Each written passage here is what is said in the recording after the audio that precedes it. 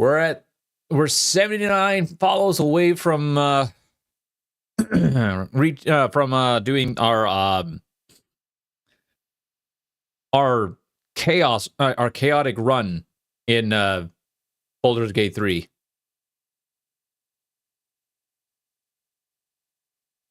gonna be great.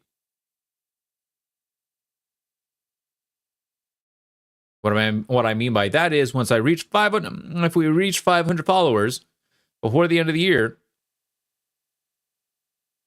I will play a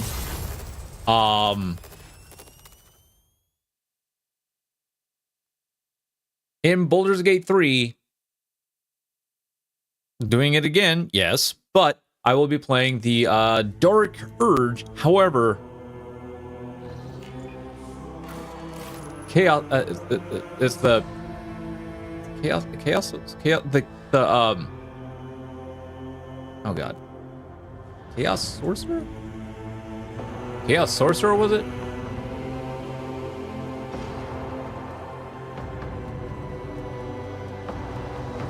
Wild Magic, yes, Wild Magic. Oh dear god.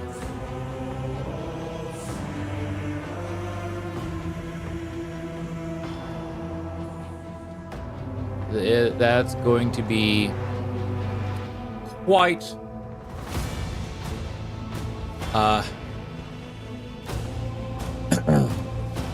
gonna be quite the run. I don't think we're gonna live long when we do that, but that's what's happening. That's what will happen. Going to be really weird, but hopefully a lot of fun. All right, we have officially reached, I think, possibly the end of Act 3. We shall see. We might have still have stuff to do once we escape Kamara. We shall see. So I shall make a save called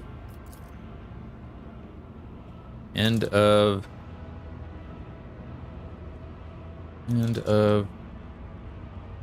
Act 3? Question mark, question mark, question mark?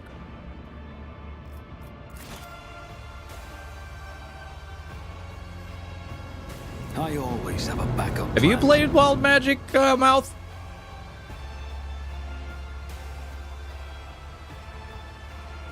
Nope. Okay. And this is... oh dear.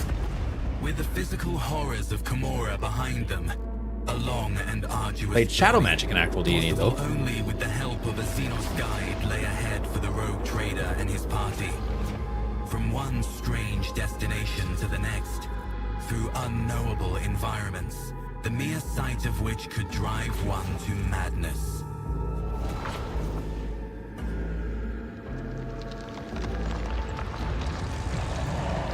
Ernst, hello! Am I doing great? How about you?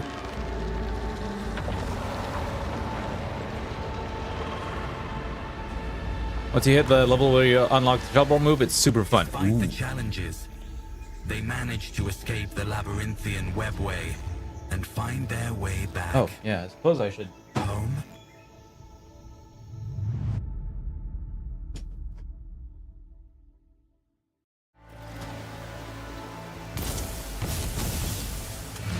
I suppose I should get something to drink.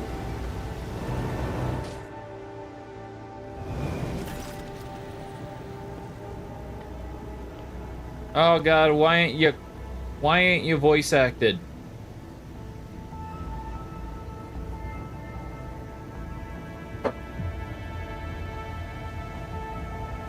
This is not the game to be drinking. Or is it? Anyways, you made a pact with the Eldari on Janus and let them remain on the planet. And Moron's silhouette emerges from the dense foliage without disturbing a single blade of grass. He addresses you in an accusatory tone of dissatisfaction. I sensed your mind, monkey. Why are you skulking by the webway gate? Why have you come to the Lilithon in secret? Do you intend ill for us? Moran's eyes shift from Irla to Marazai, from Marazai to Endil. And back to Irla again. He exclaims indignant. Oh no, oh no. Oh no, this guy's about to go into an existential crisis. Anyways, cheers, y'all.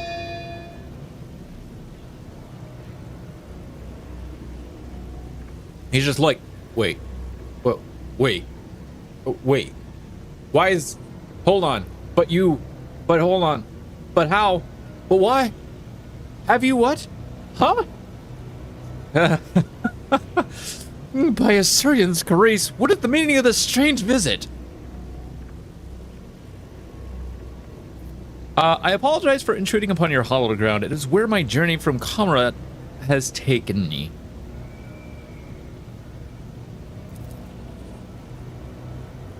You come from Kamra? You come from Kamra? Marun says nothing for a moment, then continues his voice shocked. Now I see. The gate refused to obey me because it was sealed from within, but the Dark Ones, no doubt. Lilithon was meant to become a slaughterhouse for the Drukhari. Marun's gaze bores into Irla for a few moments. Intense silence as he considers something in his mind. At last he says in a commanding tone, "Your arrival is sudden, Outcast Irla, but perhaps there is purpose behind it. You will serve your people shortly."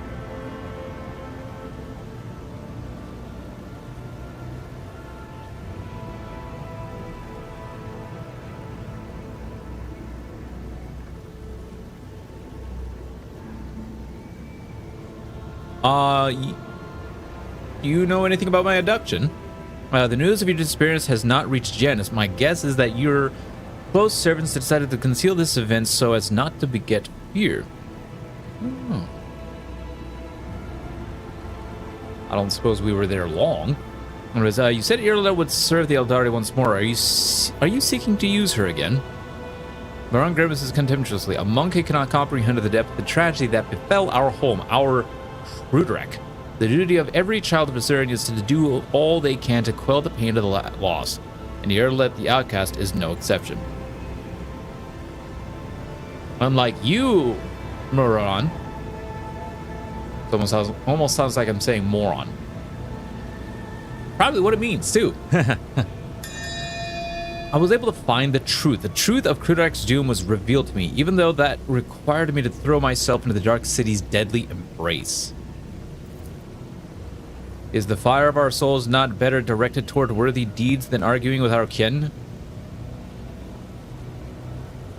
Eclandia waves his hands in the air, making several gestures of unknown meaning. Marun and Irla fall into cowed silence. I can see that something is troubling your delicate heart, my kinsman Marun. Share your feelings with me and the Outcast then, and I will reveal the truth of Krudrak's fate to you a little later. We did not spend our time on the Lilithon in fruitless grief. The contrary, our lost kin have answered my call and are now pleading for help. Driven by revenge, they set out to pursue the one responsible for Krudrak's Rupal demise, only to end up as captives on a monkey world.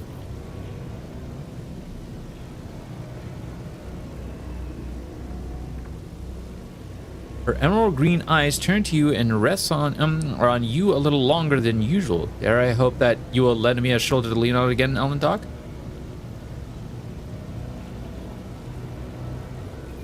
Oh, what world is that? Is it? That I know not. All that my vision showed me was an infinitely green sea, a living sea, and the maddening thirst of a hunter who was pursuing the children of Assyrian. Outcast, your path is taking you toward the stars again. Find our kin and do not let them perish. Irla nods silently.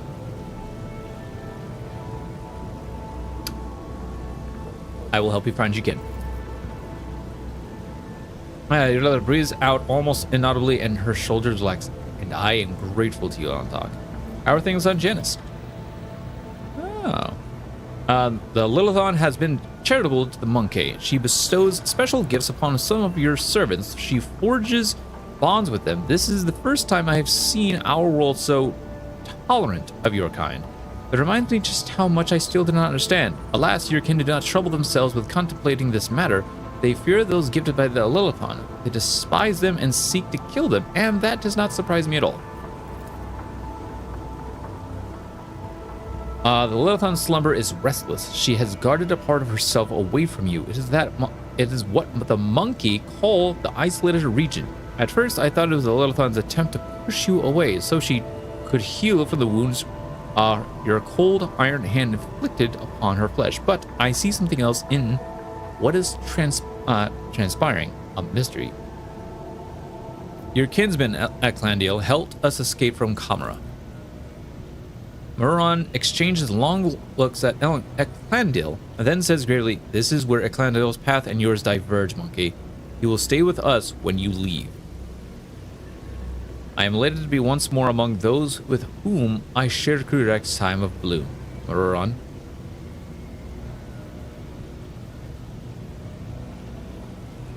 Of course. Good luck, Eclandiel. Thank you, Mon Ellentalk. Oh, an iridescent haze momentarily clouds the world around you, and that moment is all it takes for Murron to hide Eclandiel behind the veil of his xenosorcery. We will speak of my kin's fate no longer. All that was meant to be said has been said. We will send instructions to our monkey allies to provide you with means of transportation. Farewell, monkey. I am pleased that our meeting did not spill blood into the Lilithon's womb.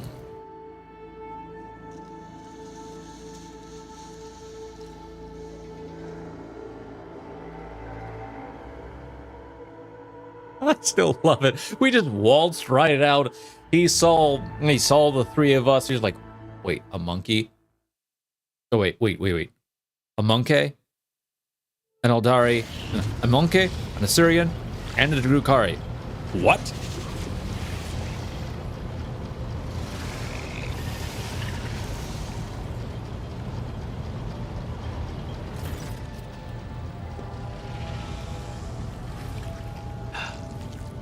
Oh yeah, I better be careful. That's 12% alcohol.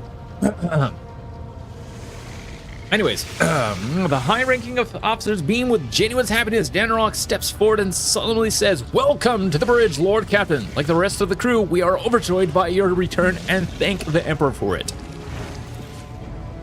The crew stares in awe and terror at the giant towering over the crowd. Some make the sign of the Aquila on their chests. Others collapse to their knees with a prayer to the God Emperor on their lips. The wave of pious shock does not seem to discompose Ulfar in the slightest. He just chuckles into his beard and glances around curiously. Marzai's presence alone is enough to elicit gasps of dismay and whispers from the crowd. The Drukhari ignores all Monkey reactions to his person and surveys the ship's bridge, examining every detail with astonishingly cool interest. His markedly casual posture is belied by the subtle and unusual tension in his body. Please ignore the pointy elf. Everyone, he's not real. Pretty much, yeah. Everyone, see that elf? Ignore him.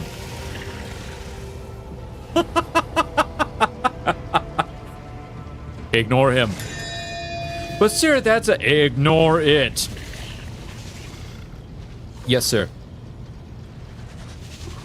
Ignoring the elf. Anyways, Heinrichs, Von Alex approaches you. He is not looking his best. It seems he has not slept in quite a while. Yeah, because like, I have been looking for you for weeks. Maybe days, maybe weeks. Lord Captain, allow me to express how glad I am that you have rejoined us, alive and unharmed. What elf? I don't know. I don't know. I mean, I know of Irlet. That I know that elf, but what? I don't know about any other Drukhari here. I don't know about a Drukhari here. Anyways, Shireen, light of my eyes, I am overjoyed to see you among us once more. Truly, the Exalted One is merciful for showing you the way back home. I hope all the Ashmags who left us to languish without our Lord Captain have already become food for the warped demons. Pretty close. Jed twirls a lock of hair around her finger and sends a fiery gaze your way. Oh my goodness. Which she immediately hides beneath her lowered lashes. I do hope we will get a chance to have a conversation in private very soon. However, I dare not steal any more of the Rogue Trader's precious time.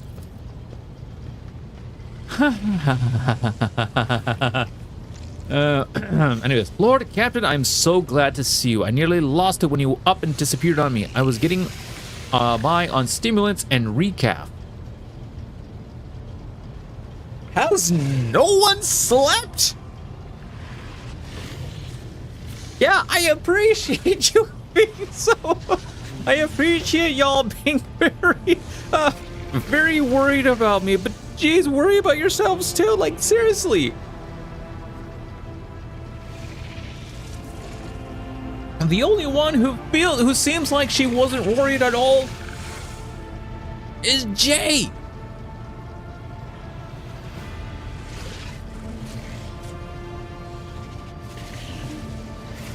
Anyways.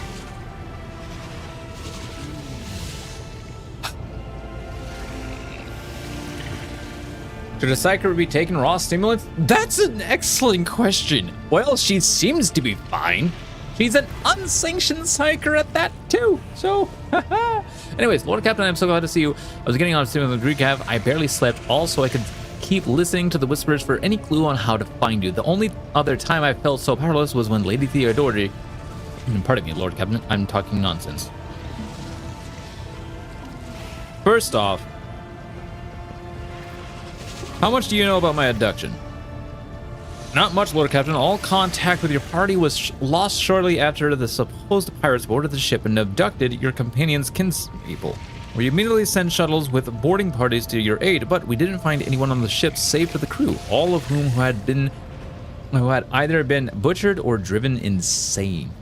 Hendrick's gaze is focused on Irlet. His eyes burn with undisguised hatred and a promise. Irlet's expression is inscrutable, but her eyes are fixed on you and you alone. Since your lordship's body was never recovered, we hoped against the hope that you were still alive. Alas, even our most alert auger operations never spotted anything suspicious, and thus our ignominious failure put you in dire peril. Heinrich's gaze, tense and almost desperate, is focused on you, but he says nothing, for now at least. Him and I are gonna...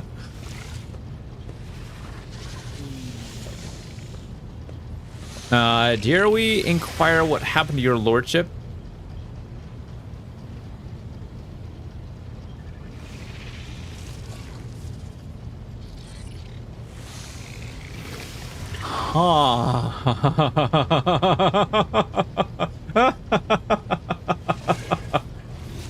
Ooh. This is one of those point in times where I'm just like,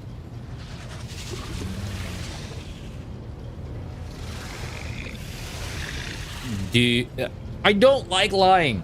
I hate lying. I hate lying. Oh, so in real life, I hate lying with a passion.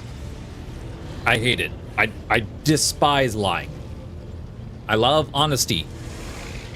So this is where one of those dilemmas is that always irks me. It's just like, oh God, there's repercussions either way.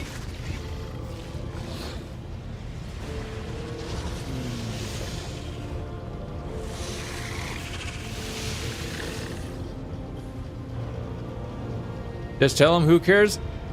But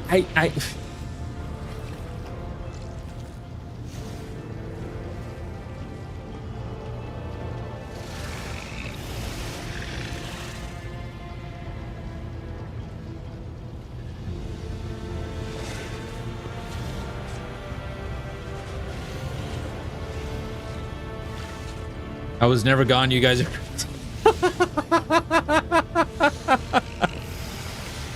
Yeah, just tell him, who cares? I mean...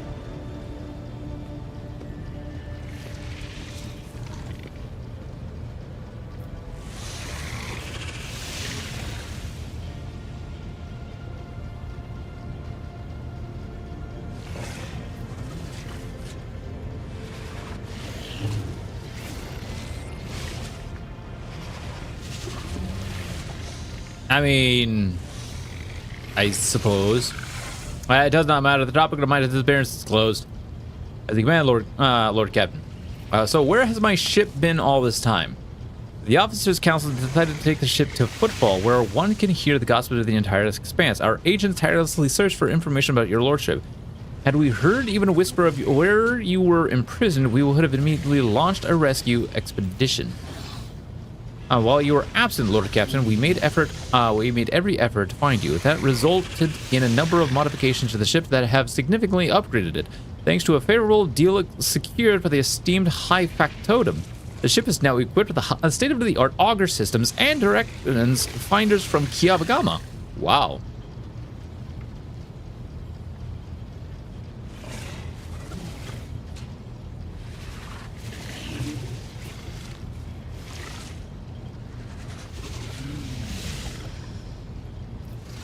Enough to empty talk. Your master is waiting for a proper celebration. We begin at once, your lordship.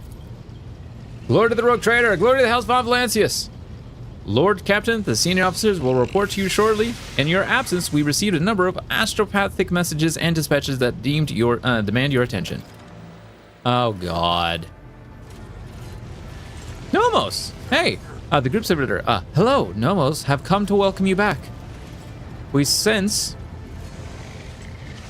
that a great deed has been done, a vivid imprint on existence. You did something very important. What was it?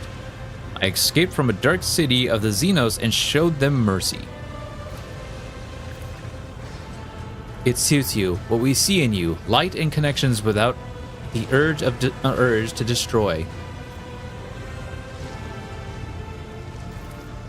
Did Nomos say correctly?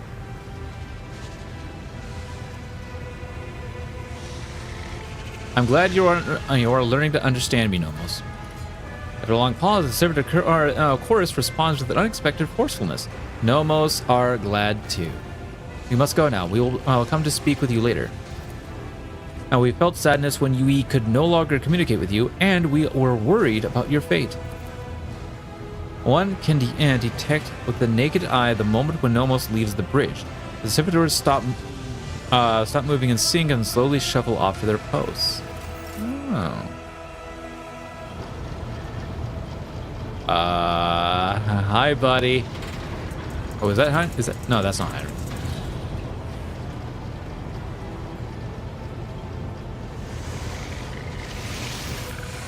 No, it's High Factotum. It's Danrock. Your lordship, I must properly report highly compromising information about a member of your retinue, namely Mistress J. Hedera, who it turns out is nothing of the sort but a commoner, a fugitive from the law and a deserter from the Imperial Guard. I have solid evidence to prove it.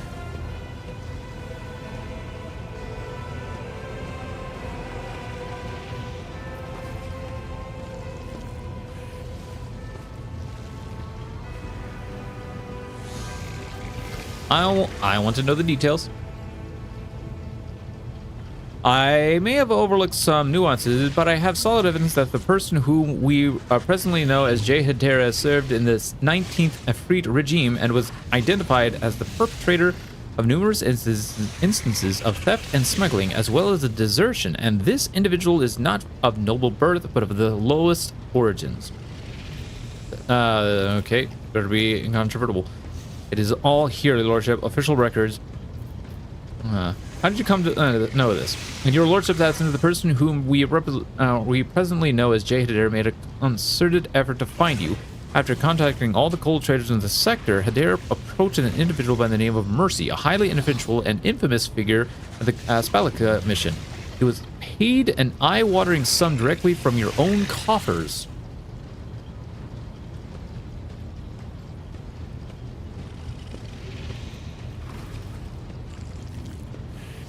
That's mine, buddy! Fearing of the predatory interests of the Caspelica would pose a threat to your coffers, I began my own investigation. I'm joking, by the way, y'all. That's fine. It was entirely reasonable to suspect collusion of some kind between Hedera and Mercy, and so my suspicions were confirmed that the two were connected. It was from Mercy's associates that I acquired the compromising intelligence on Hedera. I wish to speak with her. We have something to discuss.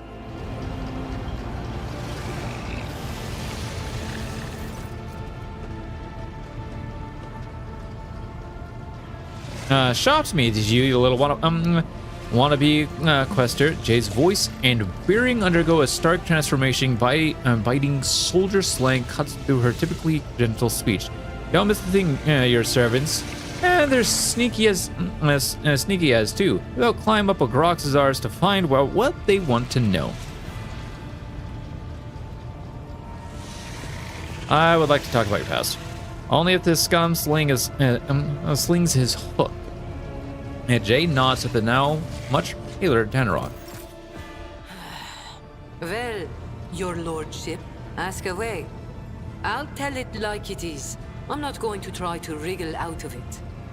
So, tell me your real story. So what do you want to hear, Shireen? A children's tale about a beautiful princess? A ballad about a queen of thieves? How about a new story, Shireen?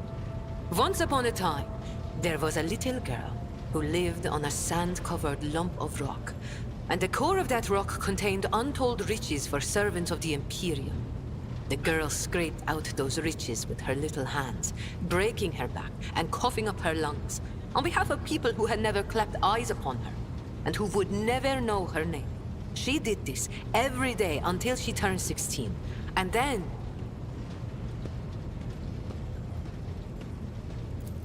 Then his servants came and drafted the girl into the 19th Ifrit Regiment. Can you imagine? Of course, the regiment was wiped out on its first sortie. But the girl survived. The Exalted One protects.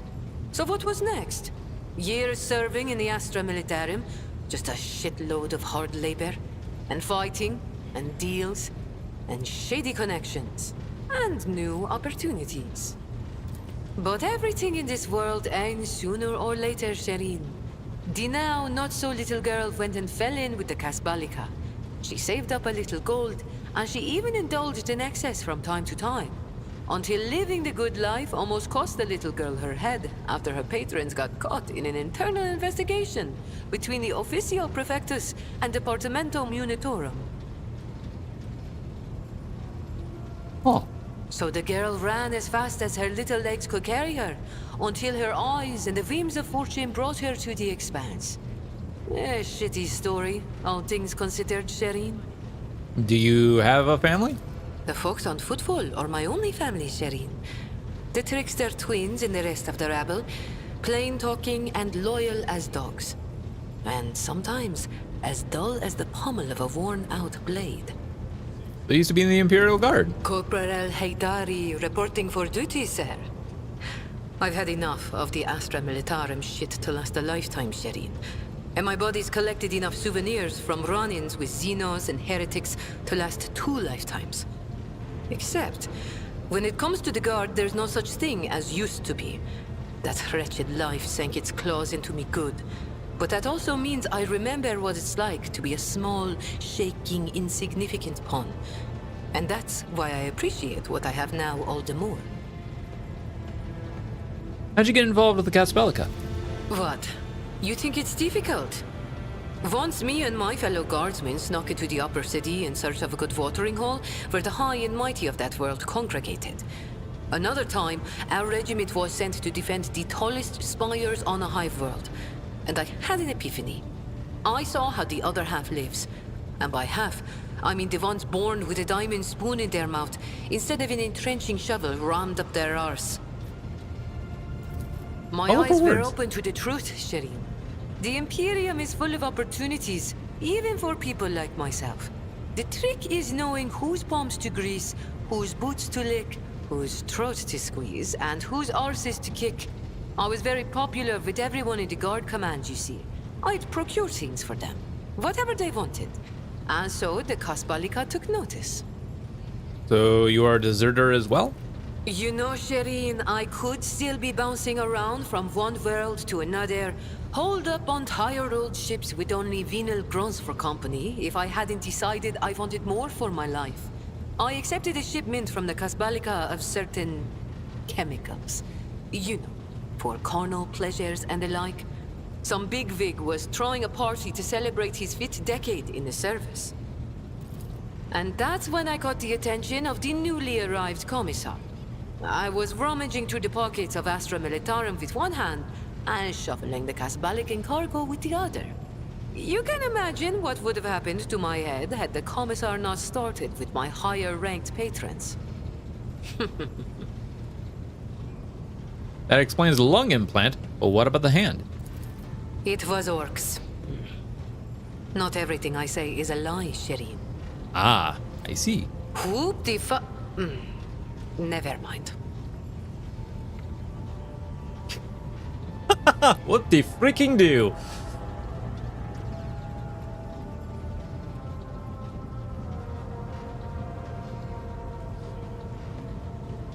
Have you never once wanted to tell me the truth?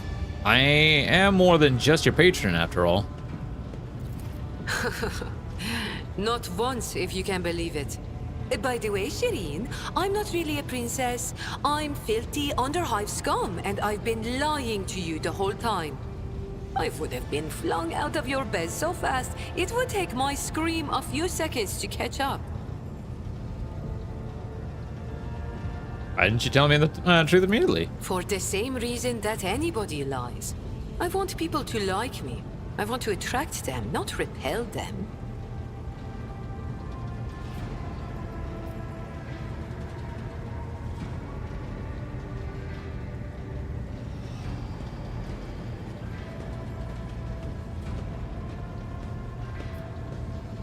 If you were wondering whether things have changed for me now, the answer is no. You haven't changed. My feelings haven't changed. Really? And you are very, very strange. And I am very lucky. Praise be to the Exalted One. Did you really look for me? Or were you hoping to save me? It's not as if I could just abandon you. Even smugglers have principles and feelings. Unfortunately, all I managed to do was spend a pile of your thrones without anything to show for it. None of the operatives who do business with Xenos knew where to find him. Not even Mercy. I shouldn't have reached out to him. He helped me move to the Expanse and set up business here a long time ago. But I liked it better when he was safely in my past. What's your new persona? Are you worried I'm going to start spitting on the deck and shriveling your officers' ears with my foul tongue? Don't be, Shireen.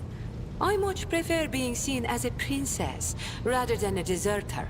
I'll continue to play the part in front of the others, but you wanted to talk frankly, so I've dropped the act.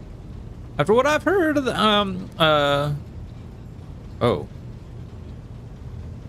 I think we covered everything. Return to your duties. Sir, yes, sir. Your lordship, Shireen. I'll be here, all primed and ready to go.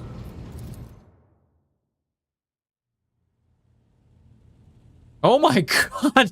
Can I please make a save? Now then, Lord Captain, shall we get to business? We have a number of items to go over. First and foremost, I have news about our subjects, and at the time that you are gone, the servants of House Von Valancius have toiled tirelessly in their service to you and for the benefit of the entire Protectorate. Once word of your return reaches every Von Valancius worldwide, the masses will be ecstatic. Never before has the Expanse known a leader as merciful as you. The fanatics of the Creed may whisper about the heresies of the mind governing under your rule, but your benevolence has forever captured the souls of millions of ordinary subjects. The Expanse is in flames, your lordship. Squadrons and smaller groups of despicable Drukhari raid our systems. The cult of the Final Dawn has emerged in full force, wreaking havoc everywhere. We've heard rumors of the fall of Centel's pride, House Corda's world, an outrageous sacrilege. Given how abundant and oh, that was my hair. First I thought like a bug just like landed on my cheek. I was like, what the hell? Oh no, it's just my hair. As you can tell, I'm still not used to my hair. We've heard rumors of the fall of Centel's pride, and given how abundant and expensive Prometheum is there. Strife has broken out between House Winterscale and House Corda, and chaos reigns everywhere. Only the esteemed Lord Inquisitor is trying to fight it, concentrating all available forces at Footfall to draw them into a fist that will smash the rampaging heretics and Xenos vermin. What kind of Xenos are attacking the Expanse? Drukhari Lordship, their squadrons, both large and small, are invading the Expanse, unleashing carnage on the planet, taking captives by the thousands and attacking ships. It is as if something has poked their nest, if you will, and now they are lashing out. How about other worlds of my dynasty? The heretics' malicious acts make it difficult to maintain astropathic contact with the colonies. The Cult of the Final Dawn strikes everywhere, and their sleeper agents are active on every planet.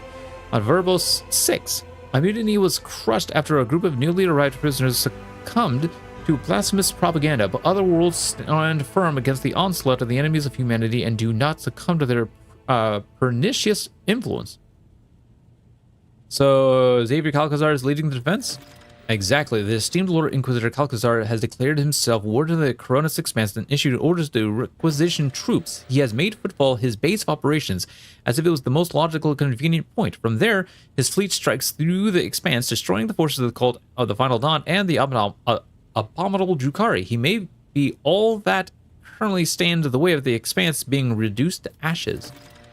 When the Heretics laid siege to Euphrates 2, the hollowed forge of the Cognizance fleet, the Lord Inquisitor sent an enormous force. Now they and the Explorator squadrons, recalled from the front lines, stand together against the heretics in battle for the sacred planet. What is the source of the strife between Incendia and Caligos? When the esteemed Lord Inquisitor called upon the rogue trader to join his forces, her ladyship Incendia Corda heeded the summons, while his lordship Caligos Winterscale ignored it. Rumor has it that his refusal was defiant in manner and served as a pretext for Lady Corda to declare war on House Winterscale. Winterscale's ships are being hunted and his worlds occupied under the pretense of compelling them to submit to the Imperial Creed. Surprisingly, for all his love of fighting, Winterscale is in no hurry to defend his domain. According to intercepted astropathic messages, he and his retinue are currently on Quetzal Temer, hunting down a Xenos fleet. Eldari, by all appearances. Oh, God. Yeah, it wouldn't be Imperium without stupid infighting. Yep. It wouldn't be Warhammer in general without infighting.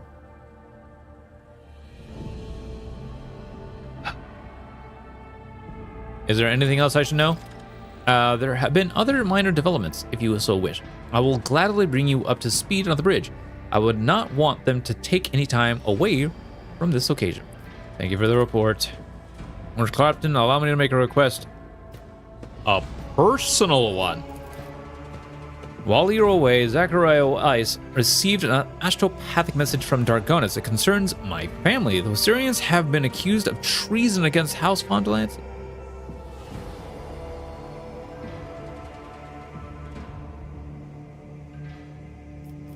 How is that possible? I cannot comprehend it. The Osirians have served the Rogue Trader dynasty loyally for generations. This is hard to admit, but the news has come as a crushing blow. The accusations were leveled by or on behalf of the Drive Sims, the governing house under... Oh, is this because I wanted the Osirians to... Oh, God. All right, well, this is not going great. The governing house, under normal circumstances, the investigation would not have required your involvement, and my entire family would have been... But being of noble stock, the Osirians are entitled under an ancient custom to petition for a rogue trader's personal protection once in a generation. Your personal protection, Lord Captain. Do not deny us that honor, I implore you. Abelard, what if your family is guilty? And then the traitors will accept their due punishment. I have never relied on my position as an immunity guarantee, and I will not even try to sway your decision, as long as it is fair and balanced.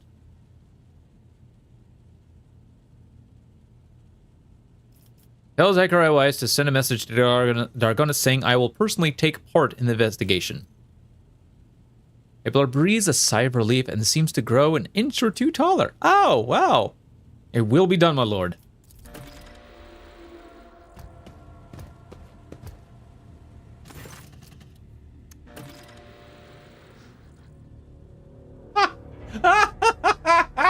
Can I please make a save? Somewhere. Adara hurriedly entered the study, sniffling and hunching her shoulders. She looks haggard. There are bags under her eyes. Her hair is disheveled, and her hands quiver slightly every few moments.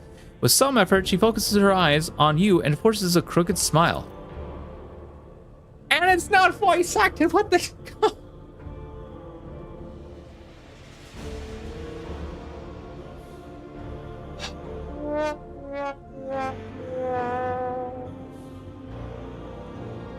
Thank you for agreeing to hear me out, Lord Captain. Here's the deal. After all that happened recently, the voices in my head suddenly flared up and started gabbling worse than before. And don't get the wrong idea. I'm handling them just fine, but I think I know of a way I can get them to settle down a bit.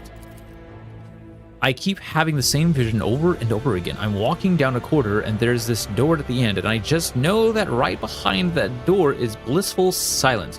All I've got to do is reach out and open it. So I touch it with my fingers, I can feel the cold, rough metal, and then I suddenly snap out of it and always find myself staring at a wall in some compartment or other.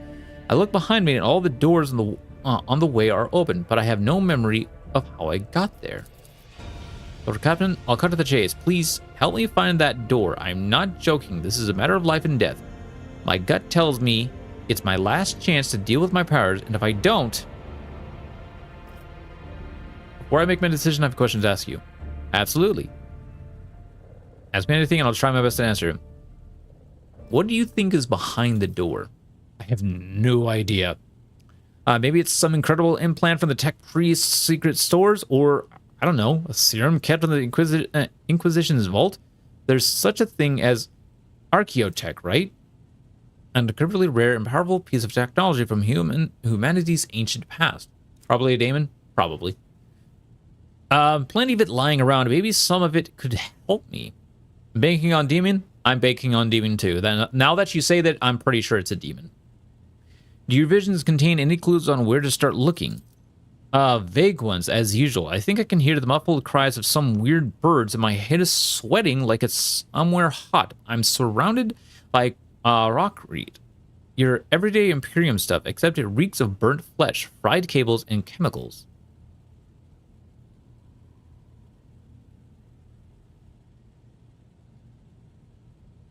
So this is a burnt, corrupted world.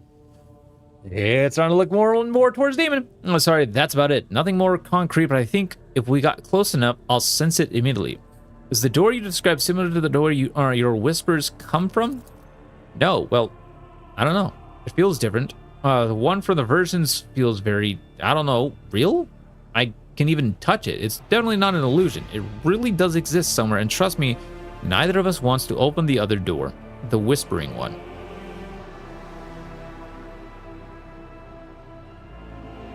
And what if it's a trap? No way, it can't be, whatever.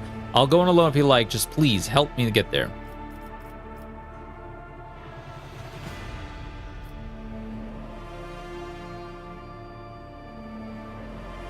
I find it difficult to believe that suppressing your abilities is safe. Oh, it's really, really not. I'm sure you've heard stories about how people try to lock Psykers' abilities away for good, and how those Psykers would then eventually go insane and explode into little pieces. But if there's a way, no, not to shut my door completely, but to make it so a tiny little creak remains, now that's a different story. I can just feel it. If we find this thing, whatever it is, it'll all be alright.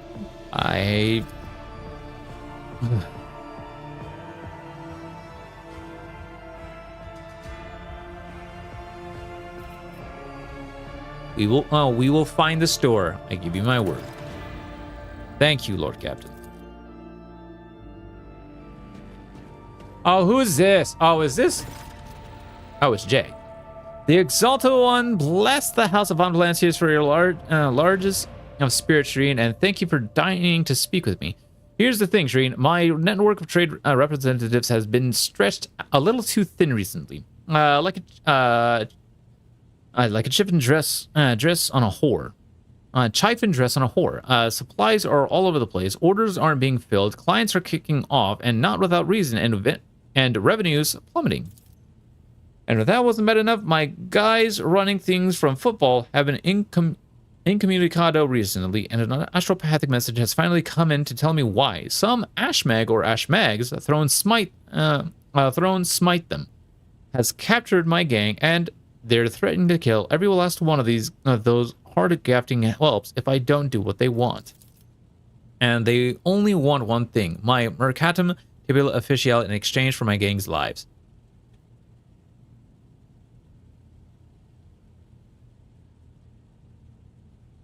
Jay tosses her thick mane of hair and grits her teeth, looking more vicious than you have ever seen her. But I'm not giving up my certificate for anything. And nor am I going to leave my guys high and dry. That's why I am begging for your help and protection, Shireen. If I have to step into a cage of hyenas, I'd rather do it with a lion at my side. Oh, I'm a lion. Thank you. Tell him I didn't say who sent the message. Shireen, you know yourself that all this astropathic chit-chat is nothing but a stream of images, thoughts, intentions. Nothing concrete, but I don't need the name of the sender. I already know it. I know I can smell Falco's stench all over this. Or else it's Vladimir's doing. This is just that damned Ashmag style. Could it be a bluff? It could, Shireen, but I've been missing the family stench for the familiar stench of the docks, and darling Octi and her bar, and even the stony gauge, the exalted one that watches over you wherever you are on football. I'm homesick, you see.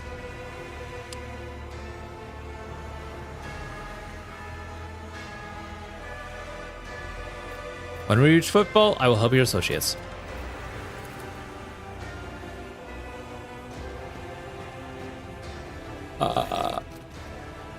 This one's gonna be interesting. I apologize for barging in unannounced. I have received news that I must discuss with you face to face. You may recall that I mentioned the Achilles. That Achilles calendar was transferred into my remit by a colleague. The colleague in question has contacted me. She requires my immediate assistance. And who's this colleague? Emilian Leichenhardt, sage to the Lord Inquisitor. Oh, tell me more about Emilia. Who is she? An acolyte who was assigned a different range of objectives in the Koronus Expanse. Throne, take me. I'm still trying to hide information from you, even when I am asking for your help.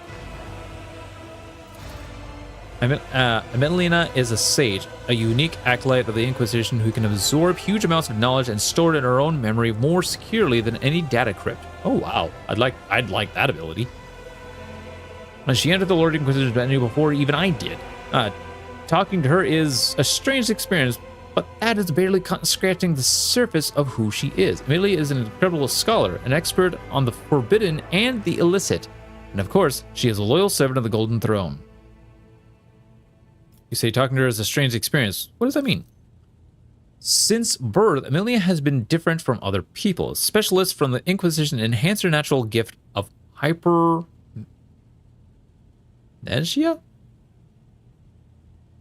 Hypermnesia? Hypermnesia? There are certain procedures that can be done. She creates separate blocks of memory, which she can then lock under a code word or even override with new information. She can organize her mind like a normal person arranges boxes on a shelf. Speaking of which, there's a lot of arranging I'm going to need to do, especially after I finish my Adeptus Sororitas. One box might contain information about a recent mission of this Alex. Okay, so basically, okay, yeah, she's a data crypt on steroids. Gotcha. You said the forbidden and the illicit. What does that entail? Emily carries knowledge that is forbidden to common servants of the Imperium. She carries this knowledge within herself as it cannot be entrusted to logs or cogitators. Oh, I said before that acolytes of the Inquisition must shoulder a heavy burden to come into contact with things that can penetrate and corrupt the soul. For sages, this is an especially trying ordeal. Emilia's hypermnesia, however the hell you pronounce that word, Jesus, has been enhanced so that she now remembers everything she sees. However, briefly, after many years of service, she has examined and seen enough to become an unrivaled expert in this field. You speak of her with obvious affection. Your influence has made Heinrichs more merciful. Oh, Heinrichs gives you a crooked smile. Emilia was something of a mentor to me. She helped me when I had only just joined the Lord Inquisitor's circle. She taught me my sight techniques to maintain my focus and equanimity. She trained me in the finer details of working with archives and data crypts. She gave me the chance to unwind a little in my post by playing games of Regicide with her. Failed to mention that Alcazar has other agents operating in the Koronus Expanse. I didn't fail to mention it, I deliberately concealed it. Gotcha. I've never played Regicide. I believe I have a clear picture of Emilia now. What was her message? Emilia's message is incomplete and distorted. It is impossible to make sense of every word. The only thing we know for certain is that an acolyte of the Inquisition is asking me to go immediately to Phobo 4, a remote planet. In her message, she seems to be requesting either military support or help with an evacuation. But whatever precipitated this request, Emilia would not make it if it weren't absolutely necessary. I don't know if it's an in-universe game, but it wasn't capitalized like a proper noun. Oh. I know a rogue trader has more than enough other matters to deal with. Nevertheless, I would like to officially request the Lord Captain's assistance in dealing with this issue. I have no authority to demand anything from House Valen Valencias, therefore I am confining myself to a request for the sake of the Chronos Expanse and the Imperium. How'd you do that? Lord Captain, a rogue trader may be in a position to challenge the Inquisition's authority over their soul, mind, and actions, but a rogue traders, Astropaths, and Vox officers? Hardly. Is there any hint of what exactly is threatening Phobo 4? For the avoidance of leaks, the details of the objectives of specific acolytes shall remain a secret. All I can tell you is that the primary threat that Emelina was dealing with in the Chronos Expanse was Xenos, in particular Drukhari raids. Oh, here we go again. More Drukhari. A sage is ideally suited for gathering data about the chronology of this problem and finding appropriate methods for combating it. As for what Emelina is doing on Phobo 4 specifically, I do not know. Okay. I shall help you. Thank you, Lord Captain. I'm confident that this minor deviation from our primary course will help you. I have already spoke to the navigation crew and provided them with the coordinates of Phobo 4.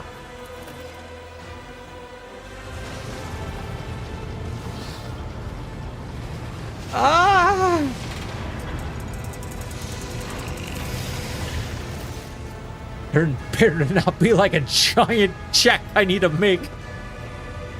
Enough, Xenos. Justice will be done one way or another. Oh dear God! What happened now? Slither all you like, heretic spawn, but you will never leave this ship unscathed. The bridge is enveloped in an unusual silence. The officers on duty are huddling in the corners, looking on curiously at what is transpiring at the center.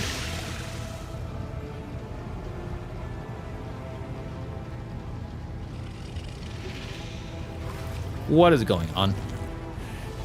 Catching sight of you, the curious crew members dash to their posts, leaving only the senior officers in the middle of the bridge. For how long are you going to tolerate this filth on your ship? And this foul trader who has already dragged you into the darkness once and who almost left your protectorate without its sovereign. Rogue traitor. Has Eldari heresy clouded your judgment? Treachery always means death, either for the traitor or for the one betrayed. You almost died in the Camera. Your retinue. You know what became of them. Is it not high time that justice was done?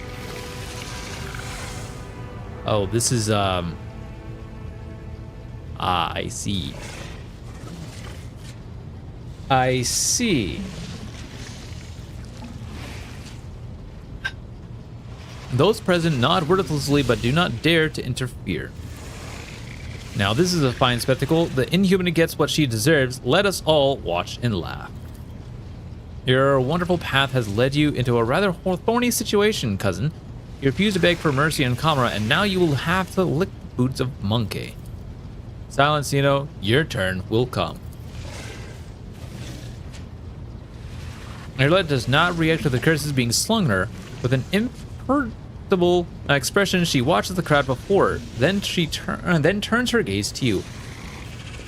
Anyone else want to share their thoughts?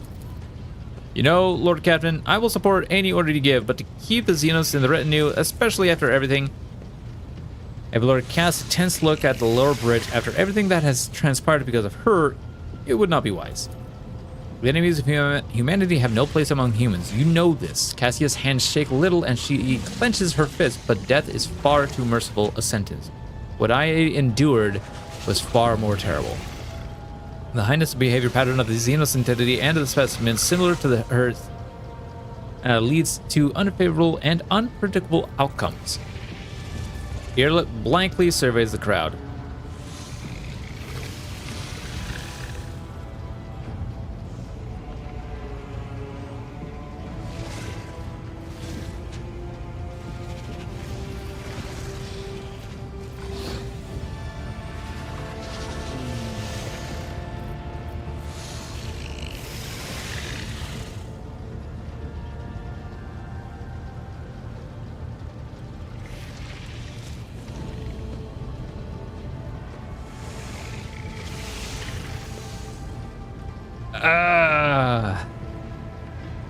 This is awkward.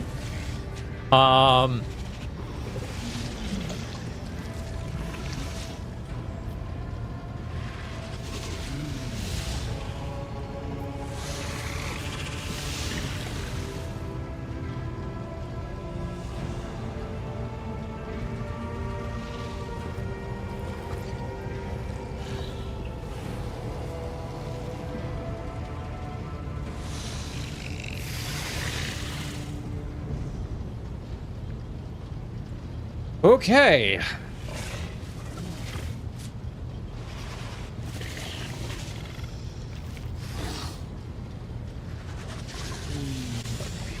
One second, chat. 1 second.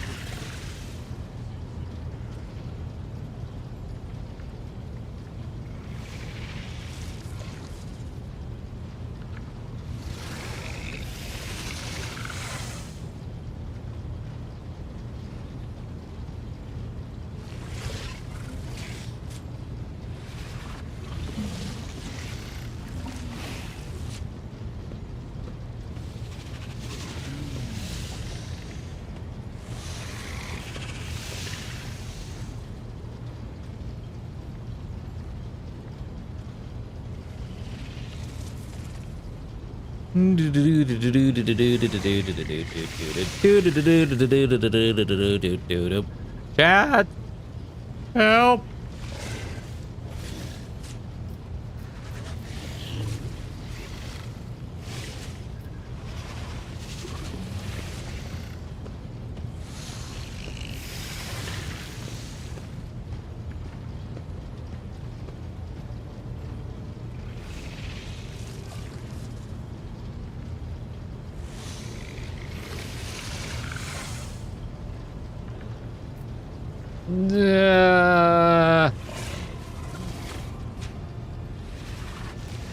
I don't think we can gaslight gatekeeping girl boss our this one. No, no. It's.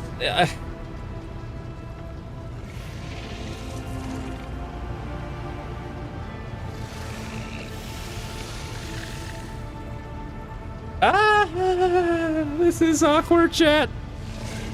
If I pick something I don't like.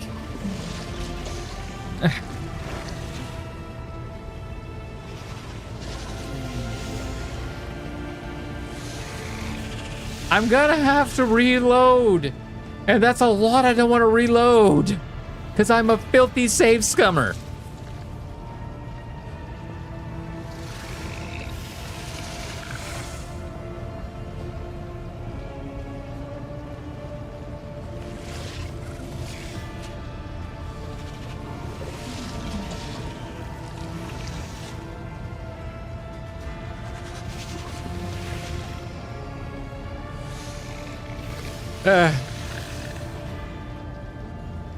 Earlet, apologize.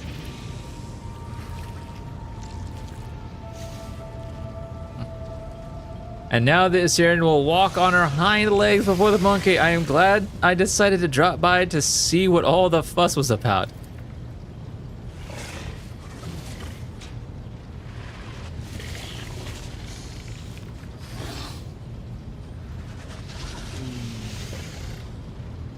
Earlet's face contorts in a mixture of emotions from anger and hatred to dejection and despair, but soon she musters her courage and in a stilled, barely audible voice says, "My words will not heal the wounds on your bodies, and still I regret what you had to endure." because of me. Words will not fix what has been done. The interrogator grips his weapon, but he hesitates, shifting his intense gaze from you to the Xenos and then back.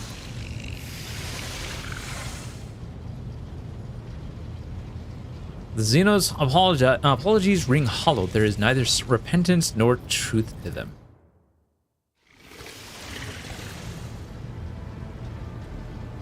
Disappointed with the outcome of the confrontation, the officers present slowly return to their duties. Are you all right?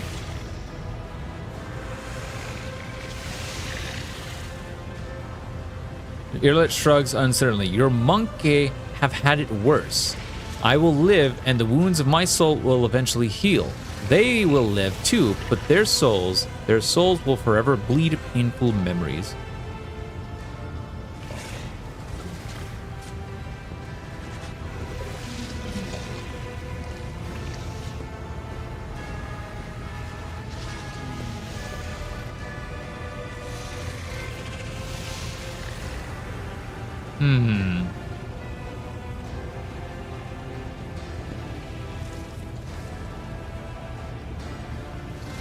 Do you really not care what happened, or are you trying to conceal your true feelings again? I am sorry that my mistake led anyone along the path of the Dark City. I can see their pain and rage. I understand, but my words and pity will not help them. Only time and perhaps revenge, which will dull their pain for a little while. But you have taken away their chance for revenge, Elentok, and all we can do now is wait.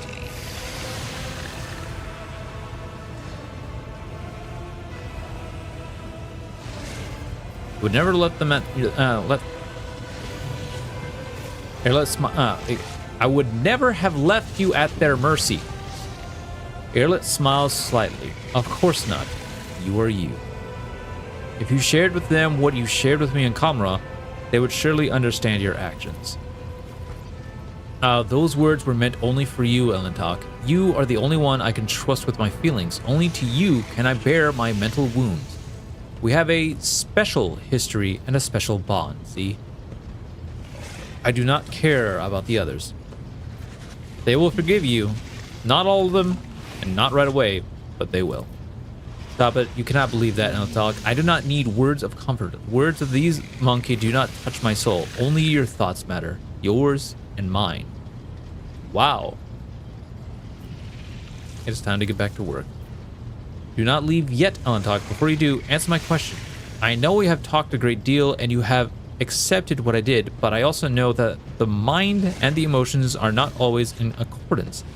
Now that the raging waves of danger have died down and Kamra has been left far behind, what are your thoughts of me?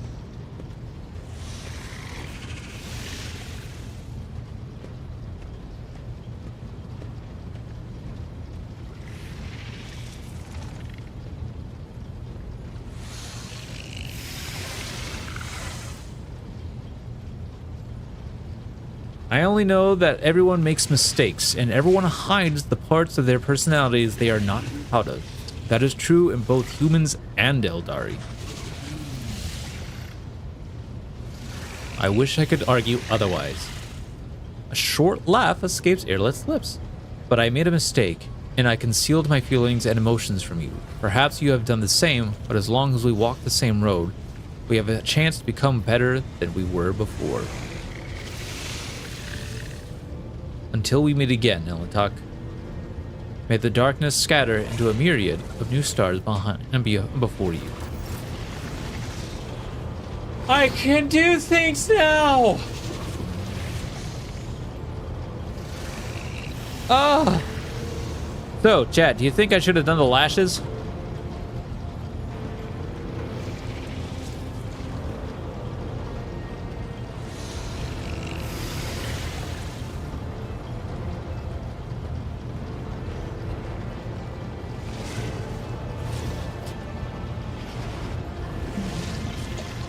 No, that would be me. Yeah. I mean, like, yeah. Anyways.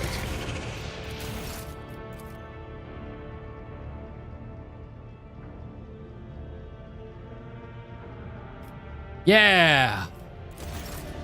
Yo, Butterfly, hello, how are ya? We only have astute observations here in Twitch chat.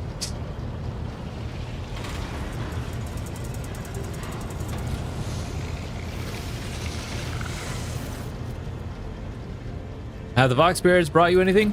Perhaps you would be interested in a Vox transmission I intercepted not long ago, Lord Captain. Though thoroughly encrypted messages containing the coordinates of a landing site on a certain planet marked as rare cargo. I have not been able to uncover anything else, but I believe the encryption was intended for those who are involved in unsanctioned trade activities.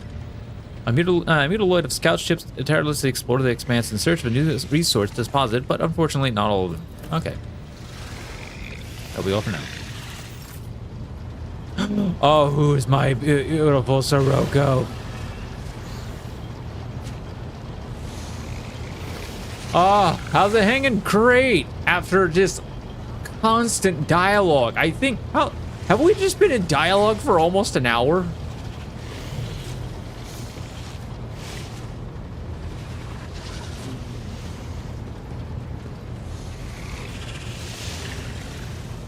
Oh my God. Yeah, it just continuously went cutscene dialogue, cutscene dialogue, cutscene dialogue, cutscene dialogue, cutscene dialogue, cutscene dialogue. Thought I just started? No! I've been in this for an hour. No. I started the stream early. I started the stream early because I wanted to get as much Rogue Trader done as I can, because Monday, it's going to be this normal hours, and then I'm gone for just over a week. Anyways. Oh, you're good.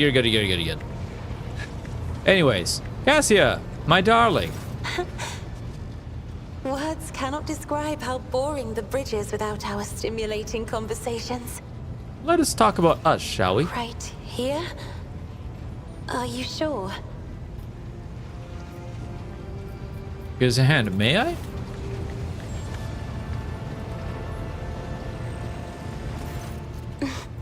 You may, Lord Captain. Oh. And I still got a lot of dialogue to talk with other people too, so this is going to be...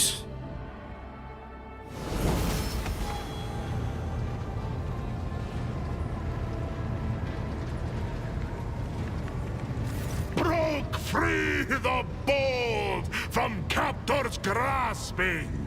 Dark cities, feeble dungeons, eternally disgracing.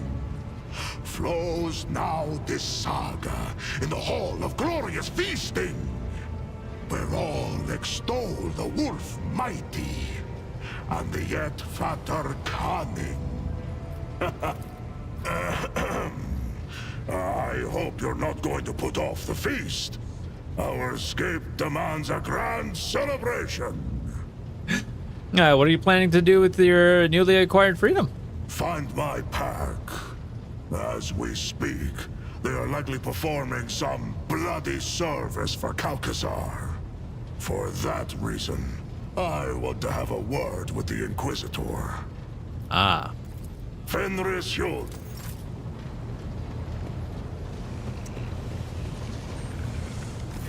Greetings. Okay, well that's it for that. Lord Captain. Lord Captain.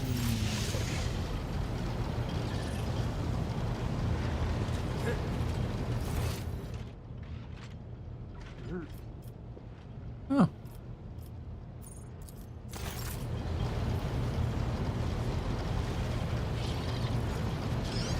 To what do I owe this visit?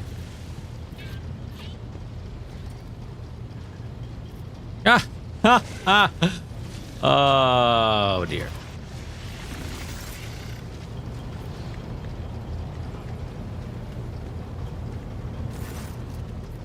I wish to hear the news about the Protectorate.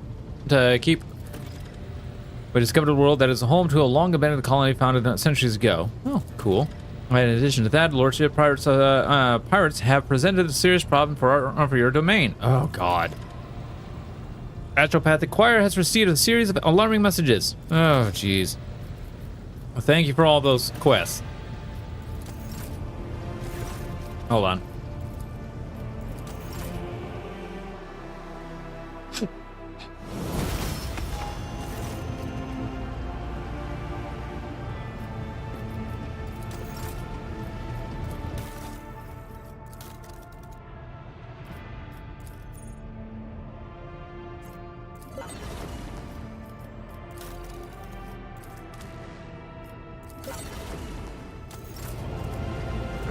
Good God.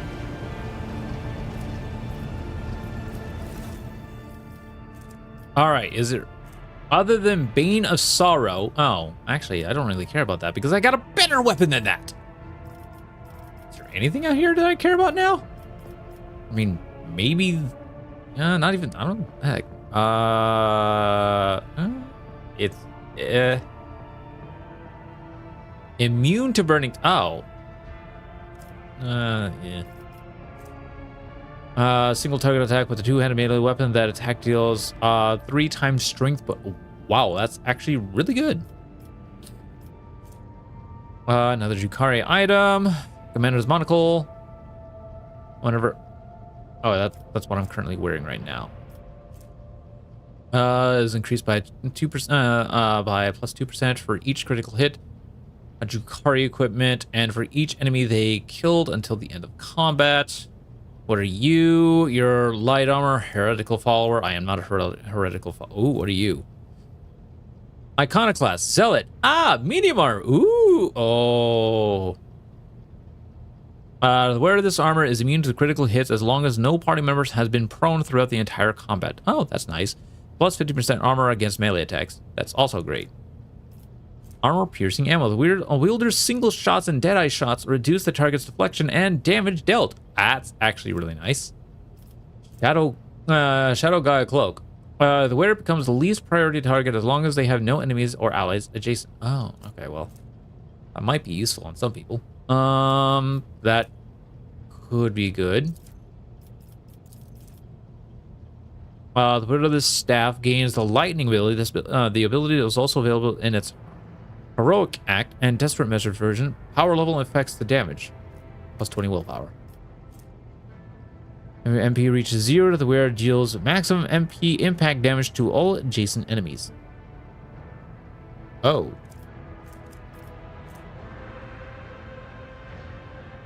Adeptus Astartes equipment. Ooh, that's actually pretty good.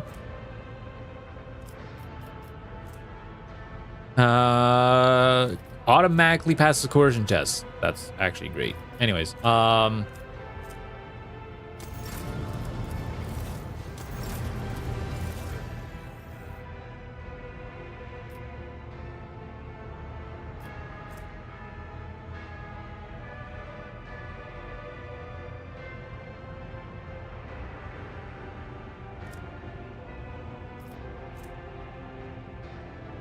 each kill with this weapon increases its rate of fire by +1. Good God! I know what I'm going for.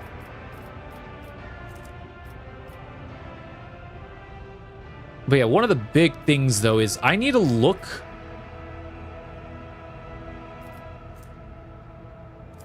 for like some weapons that actually will fit us at this point in time. Because Argenta's been using the same heavy bolter for the longest time. She needs an upgrade. Okay, the repeater. I suppose I could use that. Ooh, nice. That's a nice heavy armor that I think maybe Abelard can grab. It's medium armor. Holy power. Okay. Tempest Elite Carapace.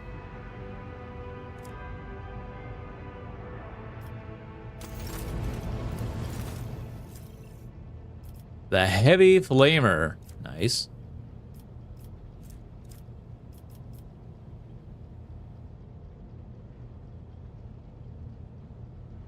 Okay, so like, where are some of the best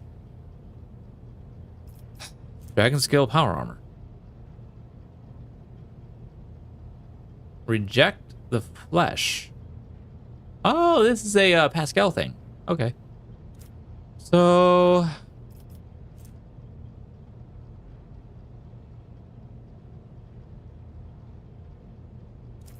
Chat.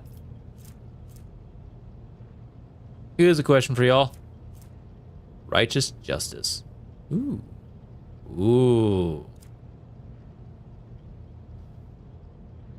Where are some of the best heavy bolter guns in this game? Because I would like to get Argenta a new heavy bolter.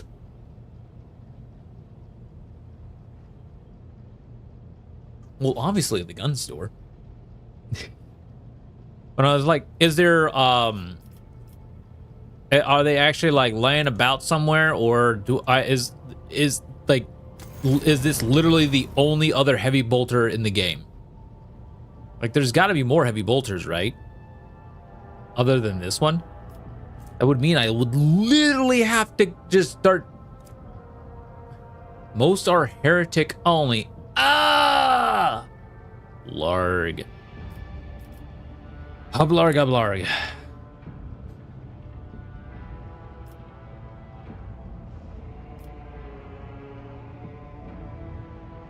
With that being the case, spoiler free, is there one close by? What was that? Huh. For one of the more common guns of the sword is, it's weird that most are locked to heresy. That is weird, isn't it? That is very weird. And to be honest, no idea. I'd never bothered with heavy bolters or Argenta in general. Really? I love Argenta. Okay.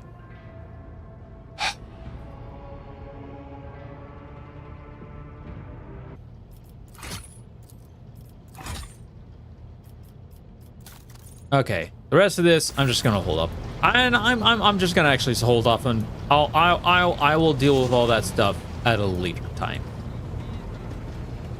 The time being, I need to go try and talk to my companions, see if they have any conversations ending. Have you discovered anything more of the visions? No, Lord. Okay. Ooh, ear lit. Because I think she wants to talk. We have a great Edinburgh, getting late in Norway. Oh, 3:38 a.m. Oh my goodness. Well, at least it's a Saturday night, Sunday morning thing. Oh, at least it's the weekend. Have yourself a good one. Hope you get some sleep. And good night, and hope to see you again. Oh my god. The Dark City released us from its thorny embrace. The wounds of the body will heal. But what about the wounds of the soul? Crudarach fell, and its demise shattered the fragile lives of countless children of Osirian. Scattered across this part of the galaxy, hounded by the monkey, pursued by the Dark Cousins, imprisoned by the servants of She Who Thirsts. Hatred is strangling me like a snake, and fear is coursing through my body like a burning poison. For the path I chose is leading me down the roads of failure. I can neither hold back my grief nor rein in my anger. And yet, I am powerless to stray from my path.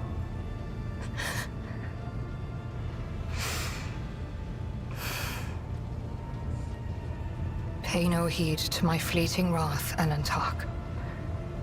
When the will slips away, the soul trembles with rampant emotions. But I will resign my heart to meekness, for there is no other way a marked outcast can help their fellow Eldari wandering in the dark. Many terrible things happen in Kamra. Are you alright?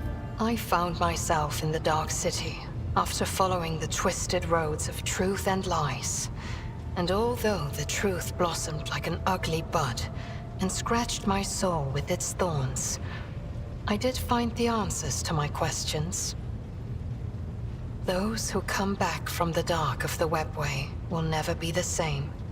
But it is we who change while the surrounding world remains imminent. This thought gives me strength. Krudak suffered an unenviable fate. I am sorry your world is lost. I have no need for your sympathy, Elentark. Besides, neither Monkey nor my dark kin found the decaying remnants of Krudarak. Perhaps all is not lost. Perhaps we may yet bring back what has been taken. Well, what will happen to the seer now? Clendil chose to stay on the Lilithon together with Muaran and the rest of our kinsmen. Perhaps it is for the best. The stars in this part of the galaxy Sorry. are hostile to the children of Asurian.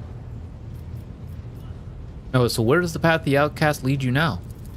On the trail of a monkey called Caligos Winterscale. Even a worm may harm a wounded tiger by bringing infection into an open wound.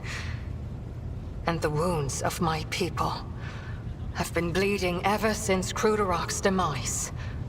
The spirits of my kin need a poultice, a hope, not the executioner's sword already poised to fall.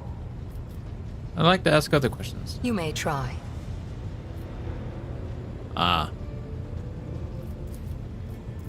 What do you wish to talk about? The words of truth sound like music. Well, that's all there is in that one.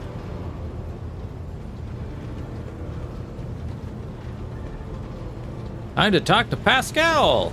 Oh dear God, this is going to be interesting. The only Saiyan knows of. Oh, okay. Who have I not talked to yet? Okay, this is going to be an intriguing conversation here.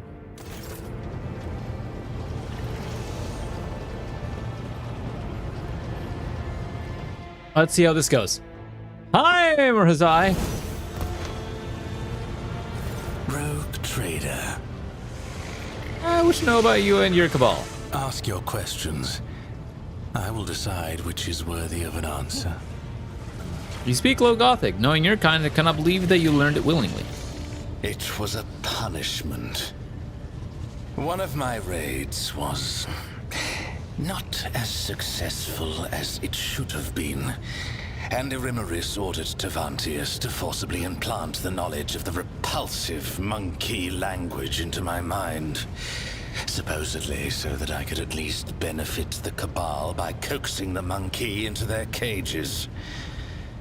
5 days I spent under a cerebral burner in the Spire's main hall, to the delight of Irimaris' entourage. I dislocated every joint, struggling in agony against my shackles. But I would endure it all again to expel this poison from my head. You were the Dracon of your Cabal?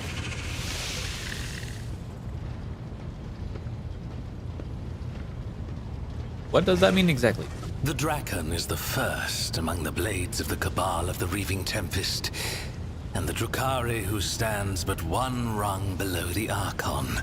The Drakon leads raids and wages wars against other Cabals, keeps the arrogant true-born and half-born upstarts at bay, and has the pick of any opponent in any battle. Irimaris used to have others in her inner circle, but I ensured that they all disappeared one by one, and that their successors were too terrified to take their place. That was when my sister engaged an incubi order to serve as her bodyguards. Incubi do not respond to fear or bribes. What sparked the conflict? Must there be another reason beyond survival and ambition? Kamora does not tolerate weakness. Kamora respects only strength and cunning. Either you climb upward on the corpses of your enemies, or you become one of the steps underfoot. How is it that the greatest? Oh, did I? Oh, it was actually earlier. That the great and terrifying Marza was only the Drakon of the Cabal and not its Archon. Keep your arrogance in check. Irimaris was clever and deadly, and if I had underestimated her abilities and strength, I would have been food for the Urgals long ago. The very fact that she surpassed me speaks for itself. I refused to give her cause to cast me out as a traitor. No, our rivalry, our little game that ran since our birth, took time. And another thing, when you're at the top, you need something to stave off boredom. This game amused us and terrorized the rest of the Cabal. Nazrikel under the Cabal of the Black Heart. What is their relationship to your Cabal? The Cabal of the Black Heart is the most ancient of all the Cabals, and the largest. It casts a shadow over all Camorra, and when the Black Heart strikes, you submit or you die. The Reaving Tempest was not prepared to perish, so when the Black Heart's shadow stretched as far as us, Irimaris' predecessors chose to bend the knee and become their vassals. Irimaris never liked the Cabal's subordinate position. Her words, and sometimes her actions directed against the Black Heart, prompted whispers of discontent and fear among those who served her. I was not willing to renounce the protection of Asdrubal Vekt's own Cabal. If I had succeeded in overthrowing Irimaris with Nazrakay's aid, many within the Reaving Tempest would have supported me. Tevantius the Dark Mages, what is your connection to him? Tevantius was Irimaris' ally, not mine.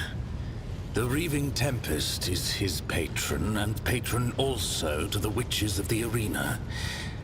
I have had cause to seek out his artistry several times, and each time with difficulty. Of late, he's been gone from Camorra more often than he's been in it. He was probably in one of his lairs where he hides his other experiments and creations. Do you have any idea where his other layers might be? After Tevantius quarreled with the Witches and was stripped of the Cabal's protection, his havens in Camorra were turned into a deadly trap. I imagine they've been ransacked and destroyed by now. His other hideouts may be somewhere in the tangle of the Webway, or in real space. But that last possibility is madness even for a homunculus. And that's where he's hoping it to be. People think. Anyways, when did you have need of expertise? When the grotesque of a rival Cabal ripped my arm off at the shoulder. When I needed a substance to wring the truth out of you in the Obsidian Court. When I had personal desires that only a master of flesh could satisfy. What personal desires? I think I know what this is. You are just dying to know, aren't you? That is enough of the homunculus. The more I listen, the more it seems that for a proud Drukhari, you very much enjoy submitting. An amusing example of a primitive mind. Any Drukhari towers over any monkey, and we do not conceal our attitude to livestock, but my Kabbalite kin. Every one of them should be treated with caution, and those who have already demonstrated their power and might are a deadly threat in their own right. I do not revel in submission. I accept things as they are. And I wait until a point of weakness reveals itself and calls to my blade. You call yourself a Trueborn. What does that mean? It is a caste in Camorra. Noble Drukhari born under certain circumstances. Their cradle before birth was not an amniotic gestational tube, but a living womb. Carrying a fetus for such a lengthy term is as good as a death sentence for a female Drukhari. She is too vulnerable to her enemy's attacks, and she is of no use on a raid. In Camorra, only the most powerful Drukhari, who are able to surround themselves with the best protection, can allow themselves such an extravagance. Farkaza Aziriesh, poisoner of Azdrujar, and Shaimish's elect, was one such exalted leader of the Drukhari. The result was worth the effort. You have numerous titles, I recall. Tell me about them. Eviscerator of Illyridas, Blaze of the Barkag Kingdom, and Slayer of Corocius the Pale. Illyridas was a world inhabited by our distant Eldari cousins, until I led a reaping raid there.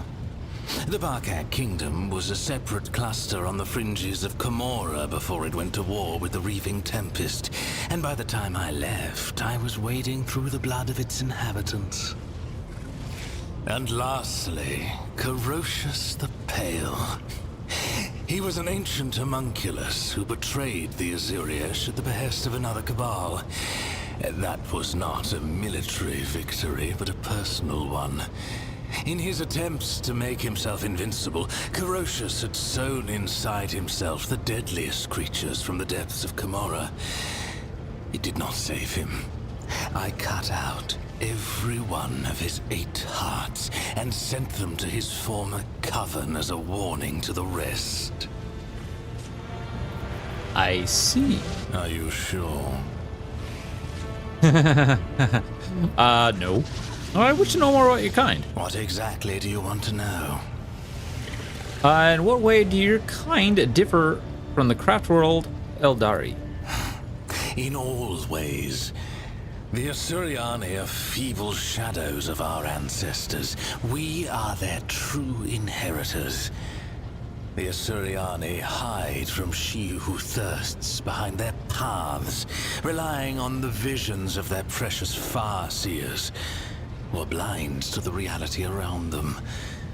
We Drukhari laugh in the face of the unknown. We thrive off the carnage and pain we inflict. I actually do like the fact that this game actually gives you, through certain aspects, like actual lore about certain things, including like the race, like we're listening to now. And I'm happy it's voice acted in this part. You're kind of obsessed with pain. Why? Because the ecstasy of suffering is the highest form of pleasure, accessible only to superior beings. By your very nature, creatures like you are incapable of knowing such gratification. Oh! That was a check. You lie. Drukhari cannot survive and escape the pull of chaos except by feeding off the suffering of others. Careful. My tolerance for such remarks will run out eventually, even given your depressingly simplistic mind and non-existent instinct for self-preservation. Why do the Drukhari hide in the webway? Why not live in the real space? Watch it. It is Monkey who run and hide, not our kin. Camorra is the legacy of our ancestors. They found a way to penetrate the tangle of the webway and move through its twisting labyrinths. Few would hazard to travel in this splintered kingdom, let alone erect bastions in it.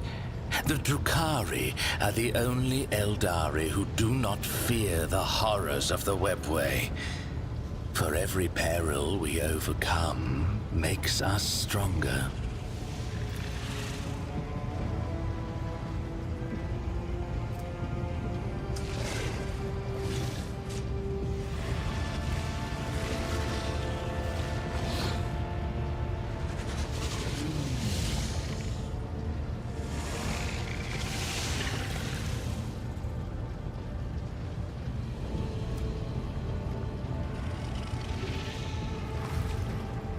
You sure I'm great at making friends? Oh, the best. Anyways, I keep hearing the name Azrael Effect. Tell me about him. No. No one speaks of the Overlord of Kamara without good reason. Amusing you is certainly not reason enough. I think that will do. Perhaps. What do you plan to do? else? What do you plan to do next? I must adapt to my new circumstances. And to this bucket that you monkey call a void ship. These alloy bulkheads. So primitive. Rude. I must make Then my go. leave. I will find something to amuse myself with. Alright, who do I still have to talk to? I think that's it.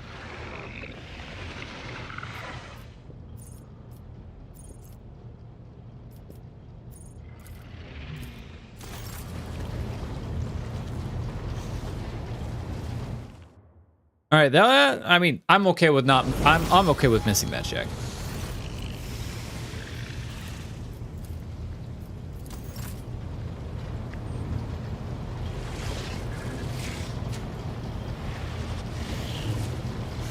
All right. Oh my god, that's a lot of quests. To determine the role of House Von Valancius in the defense of the Cronus Expanse, the Lord Captain must go to Footfall and meet with Xavier Calcazar. Hunting grounds. Rumor has it that Calico's Winter Scale does not have the slightest concern about events in the Cronus Expanse and instead prefers to spend his time hunting. Now may be a good time for the head of the Von Valancius dynasty to pay a visit to his eminent peer. Perhaps, yep. Who resides in the Angry World, Janice, by the Lord Captain's leave, has told of the trap that has taken hold of the Eldari survivors from Kruderek. According to Mororan, this transpired on a verdant world whose name is hidden in the mists of vision. Irlet and the Lord Captain will have to find it on their own. Let's travel to Aragonis in order to assess the situation on the capital world. Yeah, we'll definitely have to do that. Adira has earnestly requested the Rogue Trader explore the Cronus Expanse. We will definitely do that. Rat hunting. Jay is convinced that... Yep. Okay.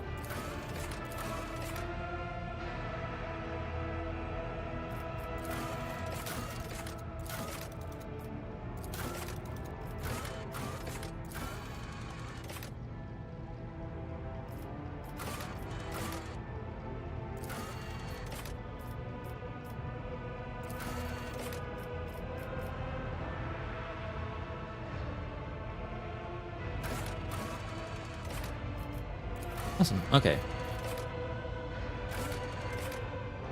Not the biggest problem. After coming to his senses, the corpse... Oh, interesting.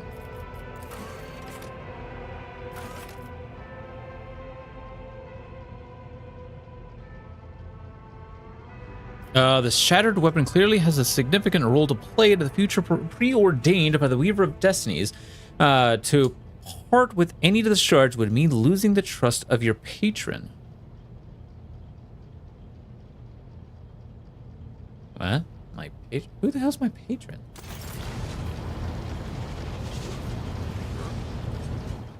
Well, anyways, we're gonna go ahead and make a quick save here.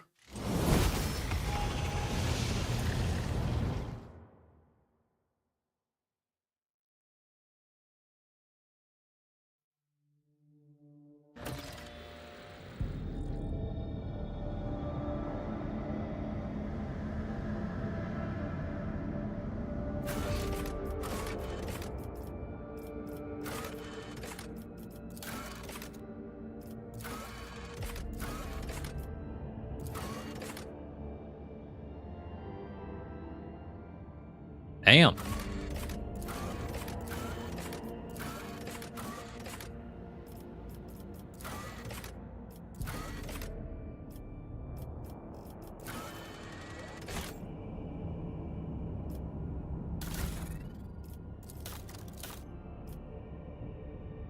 Okay.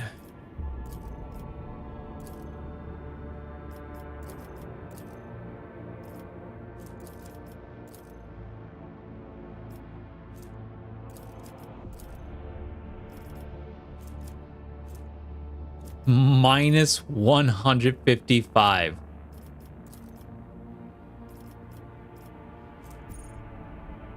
Wait, why is it minus? That doesn't entirely make sense.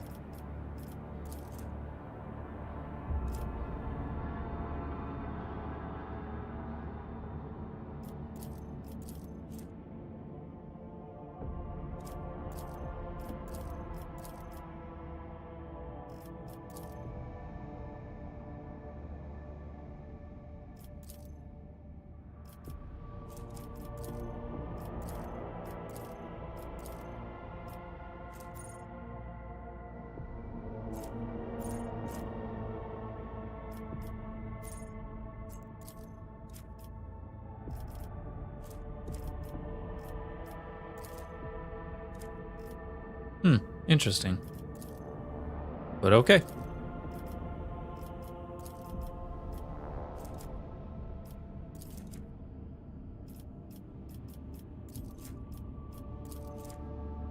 Yes. Because he has the highest.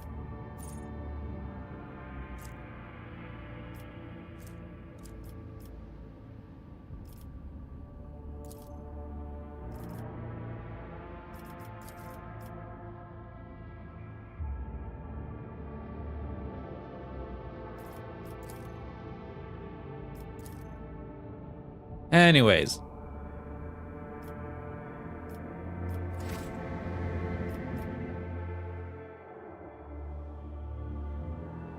All right, let's see what we got going on for us.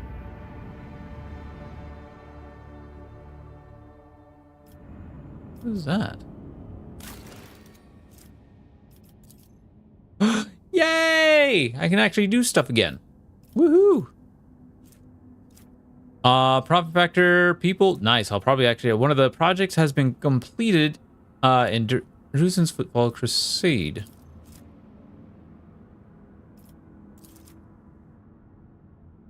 Nice.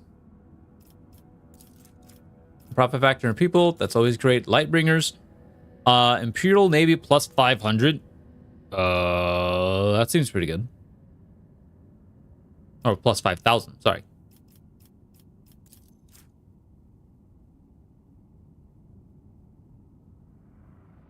The Holy Man feature grants plus 10% damage for 2 turns and plus 20 temporary wounds when a character uses their origin ability. Huh.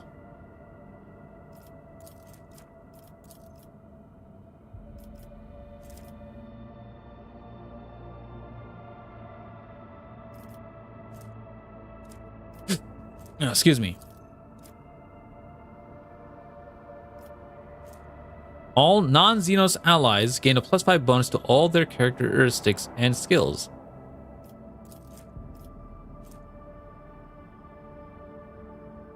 All collisions caused by the Thunder Hammer's pushing attacks and deal 300% more damage. Oh.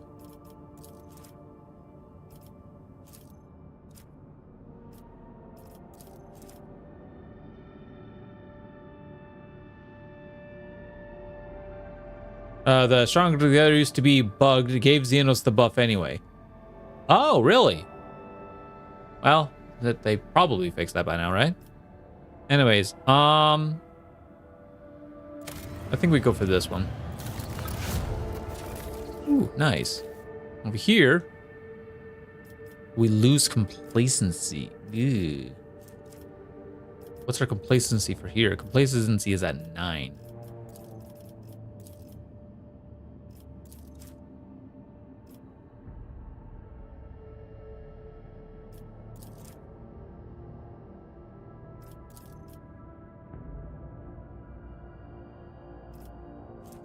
That needs to be at 41k, huh?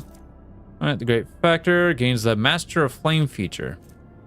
All allies deal plus with Melta and Plasma weapons. Oh, something I don't use. I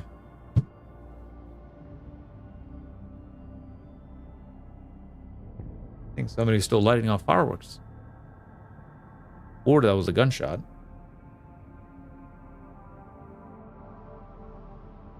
They fixed it now? Yeah, I thought so. Okay.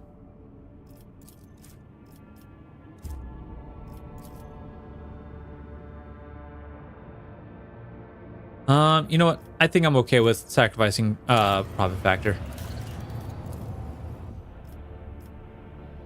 I'm missing mechanisms. I'm missing mechanisms. I'm missing mechanisms.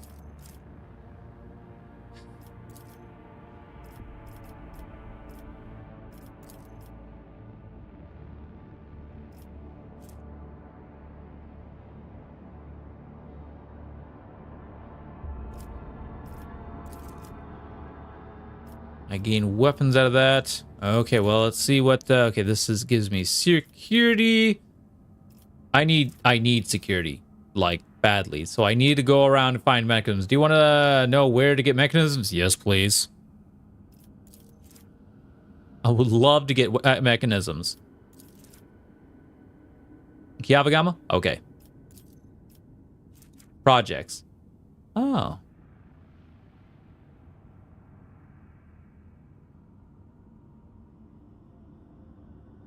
Well, we'll start with this one for now. Oh my god, that's a lot of mechanisms. Gimme.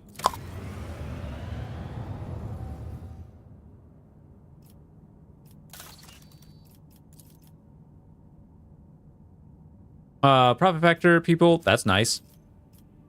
That's nice. That's also nice. Call to arms. Nice. What's our security at? Oh, it's all evened out. Gains the triumph over the expanse feature. All the inhabitants of the expanse place their trust in the rogue trader during the... Okay. The flagship restores plus 30% to the cooldown of ultimate abilities at the end of space combat. Red warp it's always become orange. Oh. That seems pretty good. Oh. That seems really good.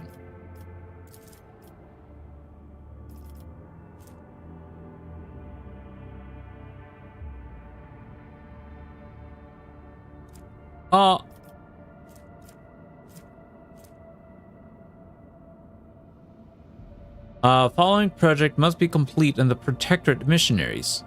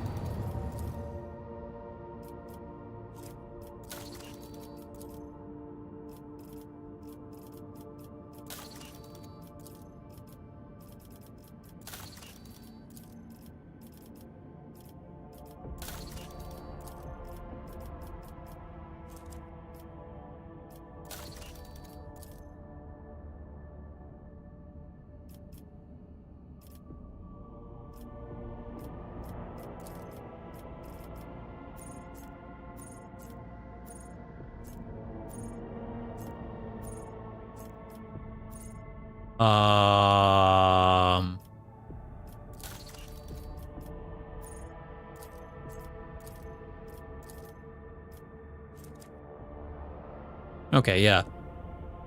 Well, where's mission? And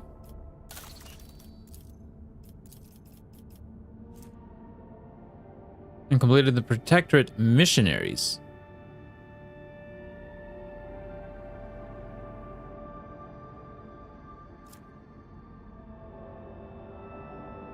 I'm confused. Where is this one at?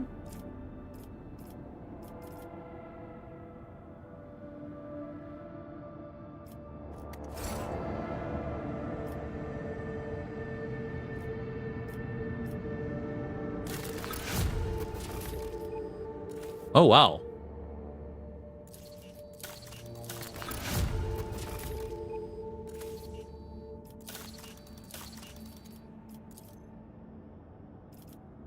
Well, anyways.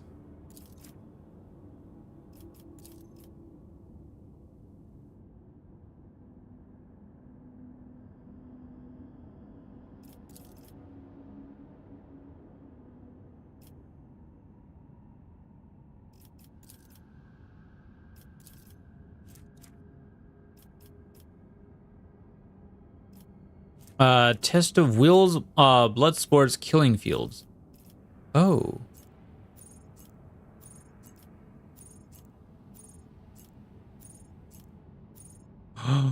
Oh no. Does that mean? Oh no.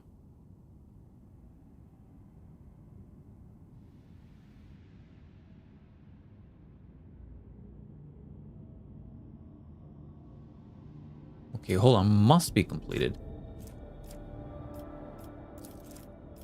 Was there supposed to be a...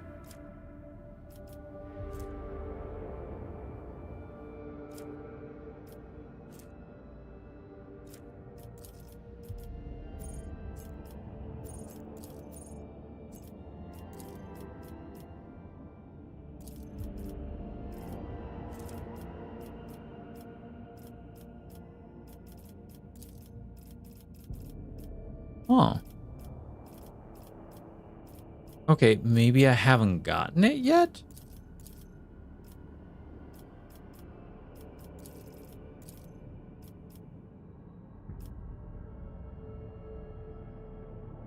Oh.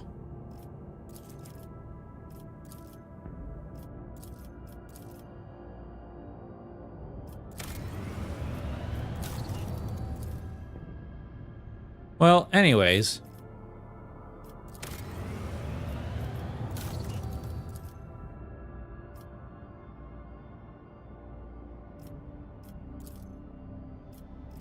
Definitely need up more security. Ooh.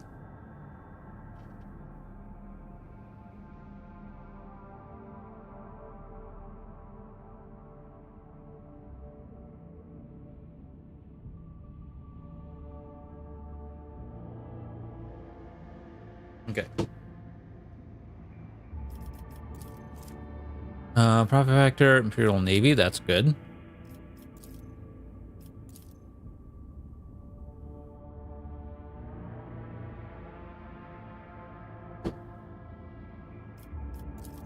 There's also Eye of the Omnissiah provides void ship weapons with targeting data, granting 92% hit chance and 5% critical hit chance.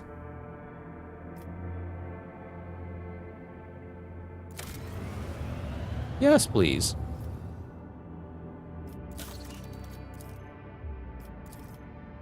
No, it's like, it's this one. The following project must be completed in the Protectorate missionaries. I'm not seeing that.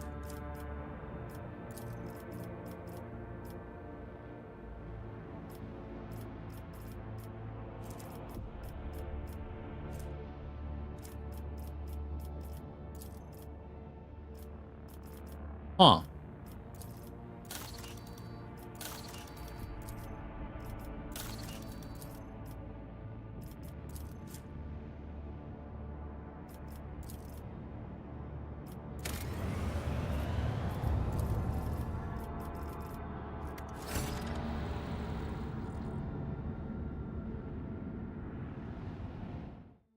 Oh my god, I haven't even left this area yet.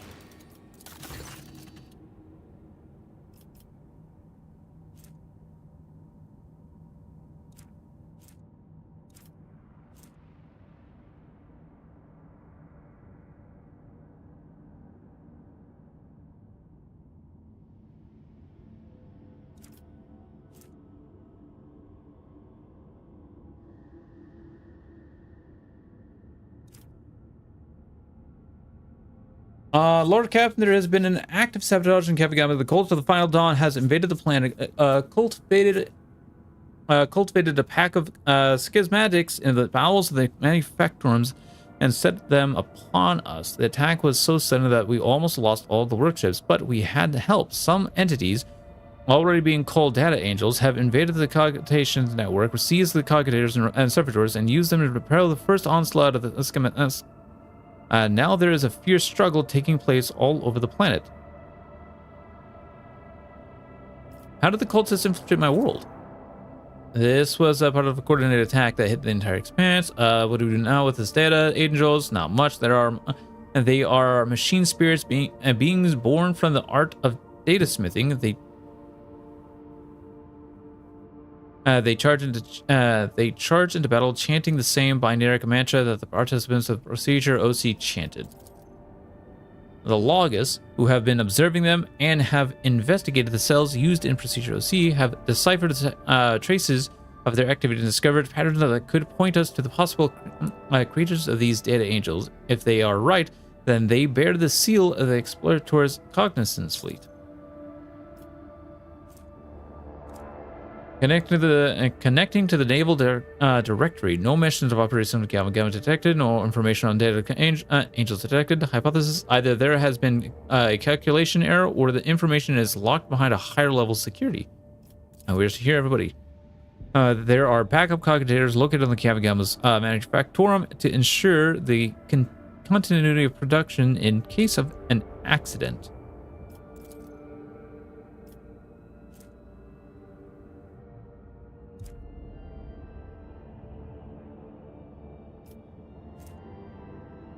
Oh my god.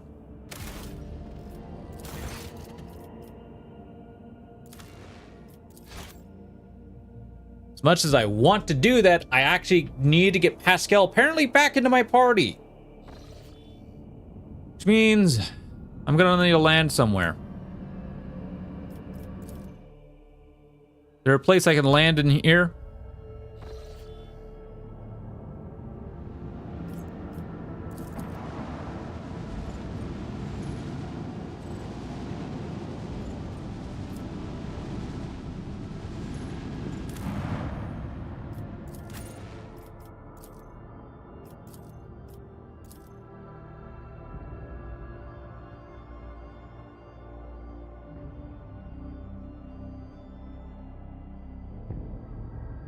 Don't know why it's that way. Because I'm not...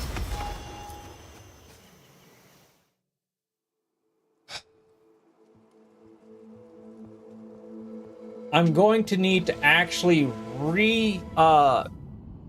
do someone's skill sets.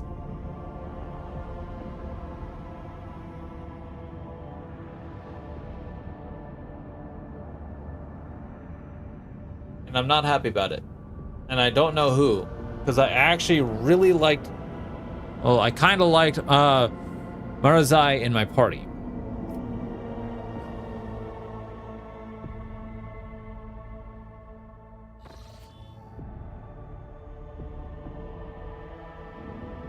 When he did stuff.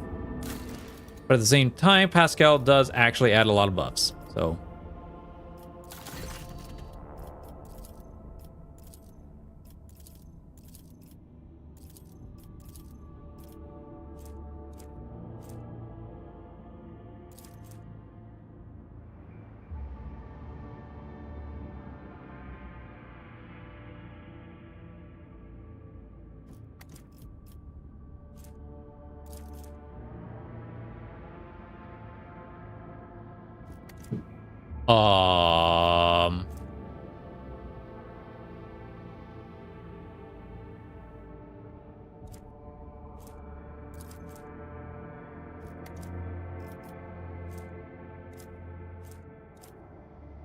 Well, anyways, let's go with Cap Pascal's idea.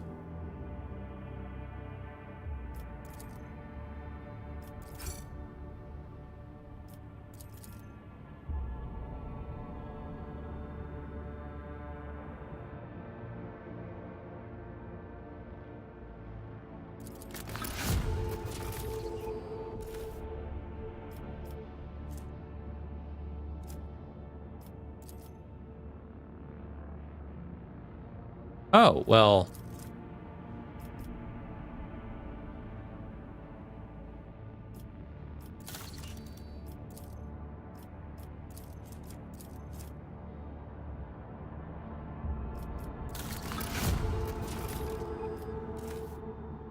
Oh.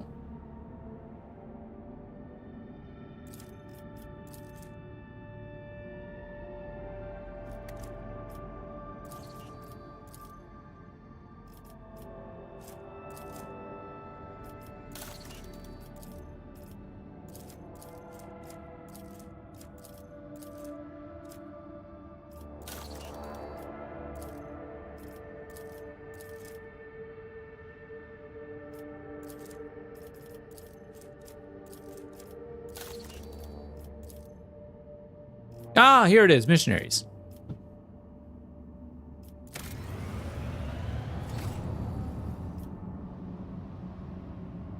Okay.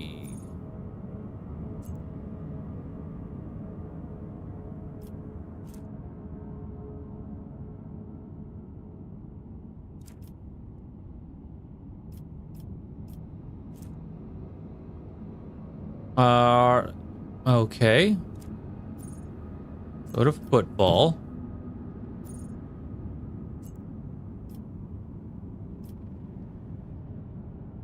There's a lot of question marks in these areas. So...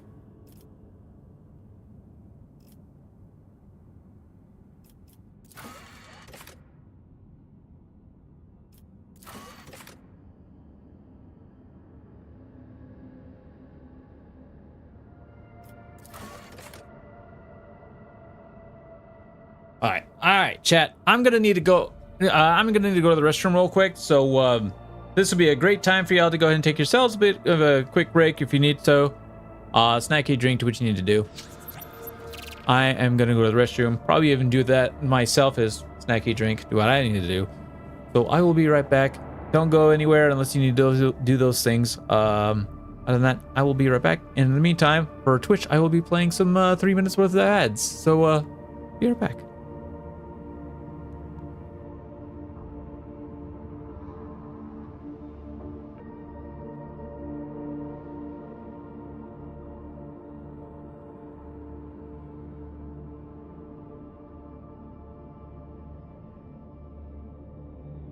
Okay, I'm back. Back into the game. Alright, so blood ties. Alright, so we're just looking up quests real quick. Company data football. So we apparently got a few things to do at football.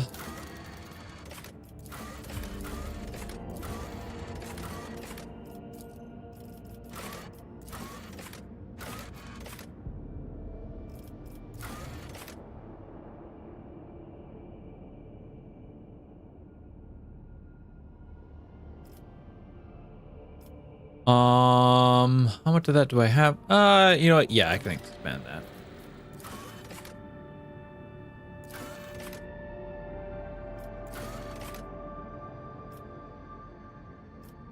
Sure.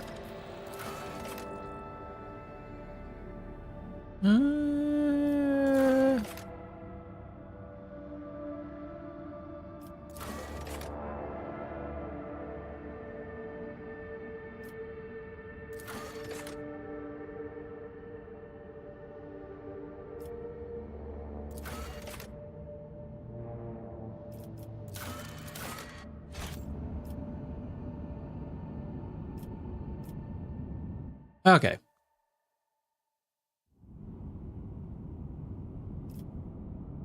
Where am I, by the way? Oh. What's here? Ah.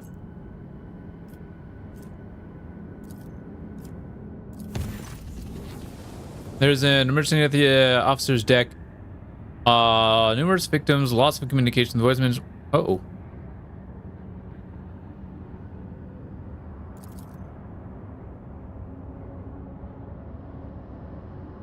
Oh God, what is, oh no.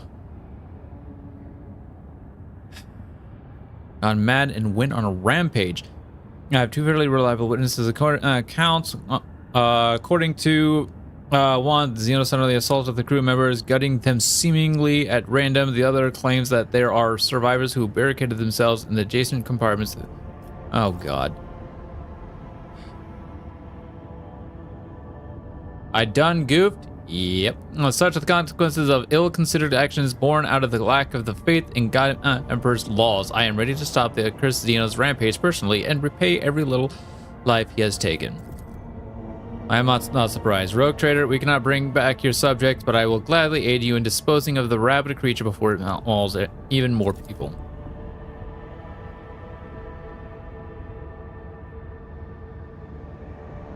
Island talk, I know what the reason is.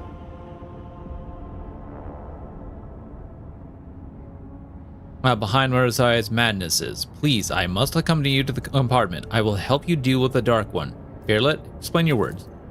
Do you remember what happened during my very first voyage aboard your ship when I found myself beyond the veil? The servants of Shehuth Earth descended upon the fragile shell that is protecting your vessel from the outside horrors.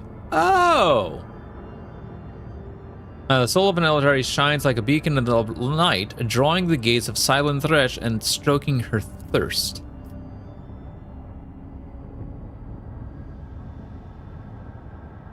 Ah, so, hey, this ain't my fault at all. No, not at all. The ways of Assyrian keep us safe from her claws, but the Dark Ones never sought to restrain their desires for access and pleasure, as well as for some protection. Okay, I'm going to the office deck immediately. Squadron forces who had blockaded the Xenos in the dead end corridor is awaiting the deck. Gotcha.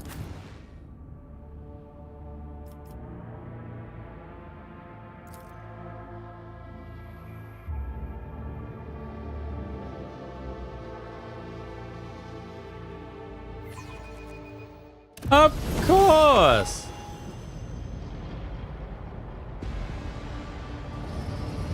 Rise to the top or get left in the dust.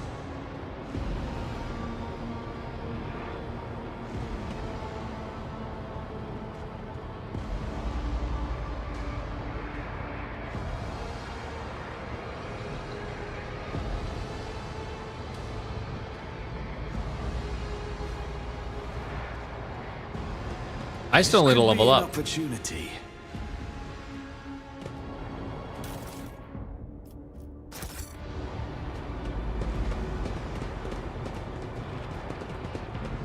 I always keep my options open.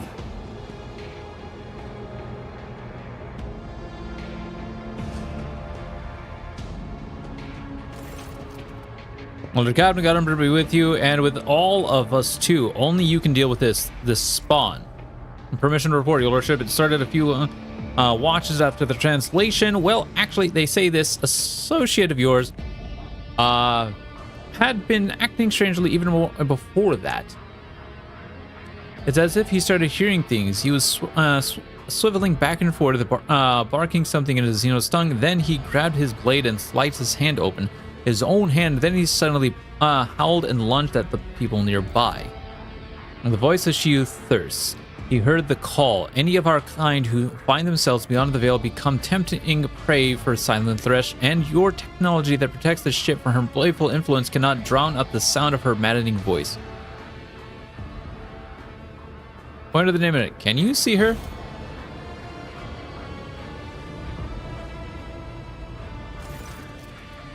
See who, Your Lordship? Oh. Where's Mars right now? Who? Oh, the Xenos. He's holed up in there. He crawled a number of crewmen in there like Groxes to a slaughterhouse. All we could hear were screams. Well, we couldn't save them. Who are the victims of the massacre? Anyone who could get his hands on, Your Lordship. Officers, serfs, Techmat. I'm heading inside. We'll unlock it right quick, Your Lordship. The point is, we should go with Your Lordship with your permission. It just couldn't be safe. Who's this? Is this the ruler of this vessel and the master of the lost child? Come closer, let me get a look at you.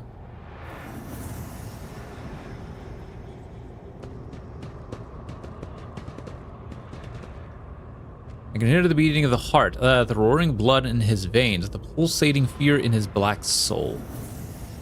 Fearlet, can you see this? Attention to detail is the key Keep to your success. wits about you.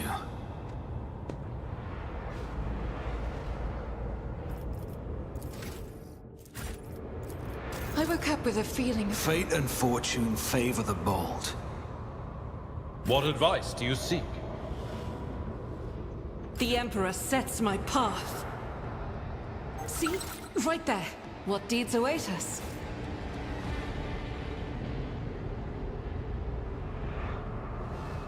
Time comes for me to step into this world. He will be waiting for me. Oh. Nothing escapes my sight.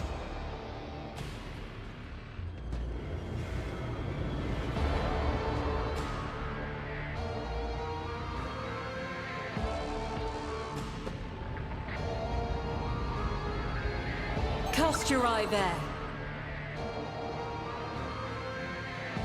Dear God. See? Right there.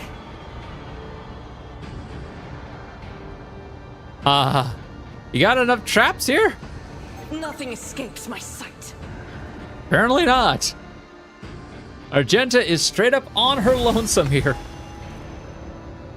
Duty prevails.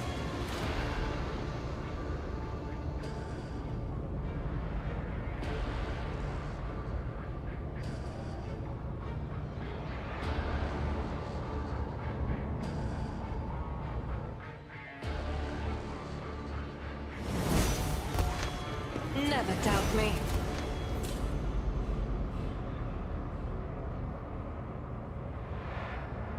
The Emperor favors me today. Duty prevails.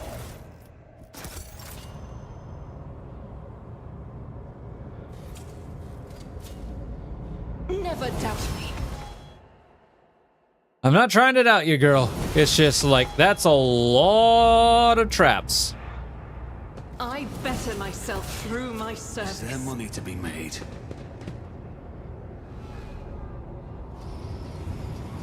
I sense something nearby.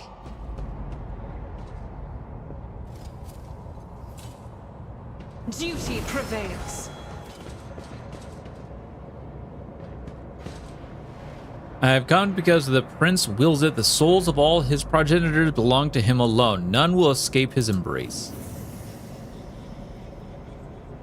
Keep a sharp eye.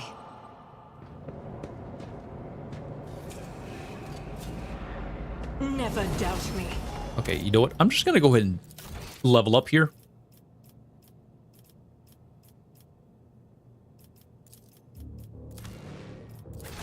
As a just in case.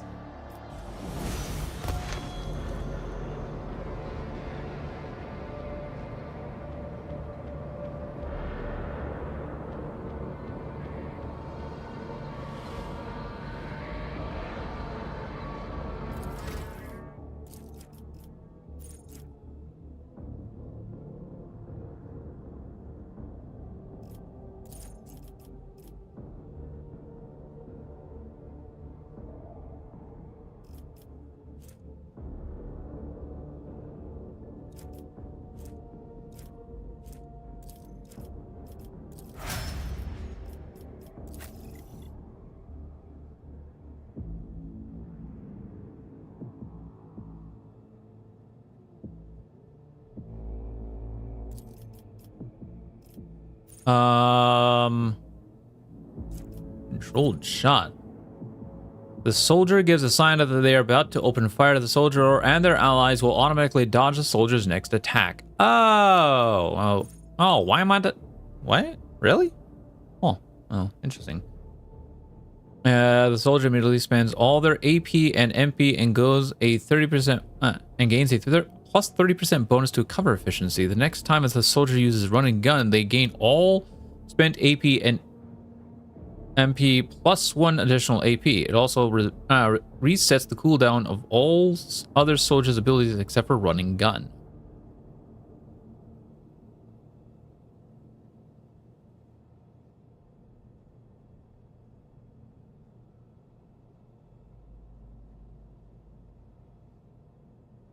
Interesting.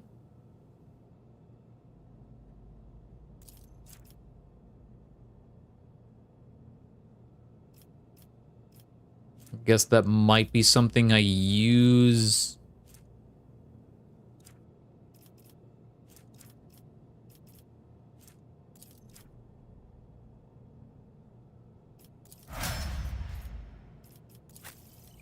At a later date.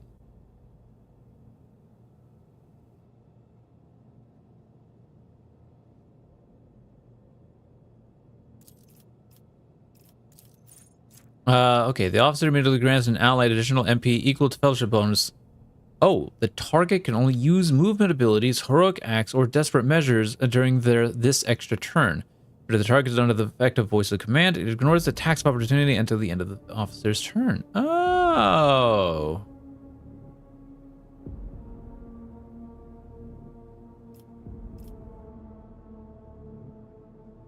Neat. I'm already at 192. What's commerce at?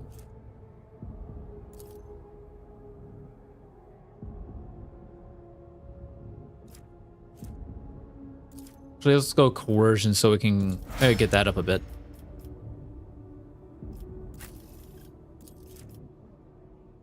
Oh God.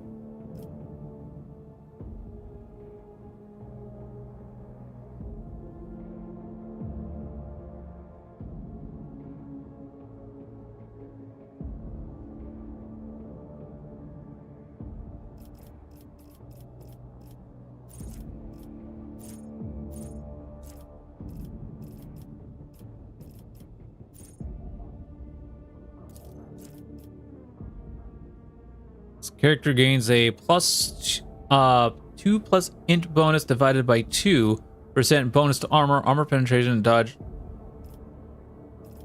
Okay.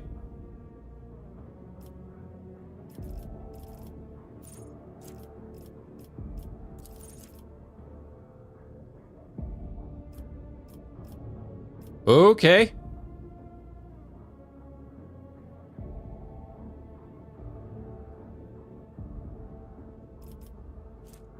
140, 153. Yeah, let's get logic up.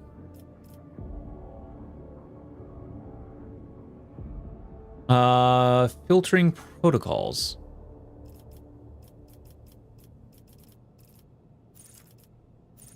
When Pascal uses plasma or melt weapons the first time in a round, he gains +1 AP. Oh, it's actually kind of neat.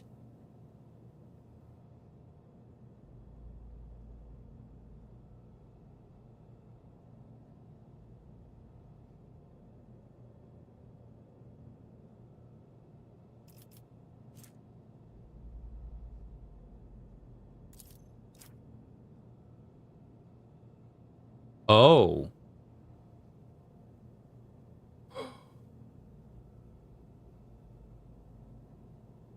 Ooh. Could I give him like a heavy melta?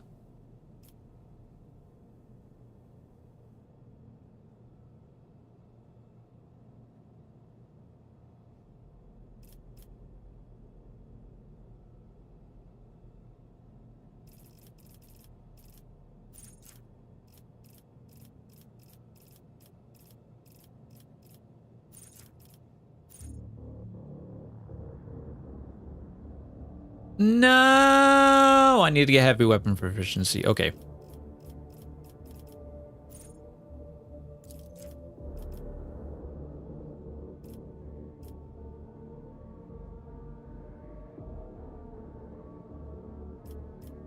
Oh, yeah, I already have it.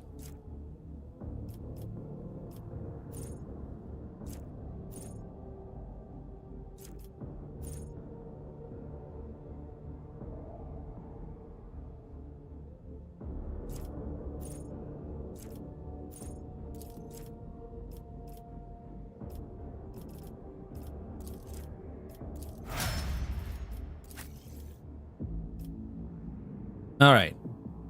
Do do do do do do do.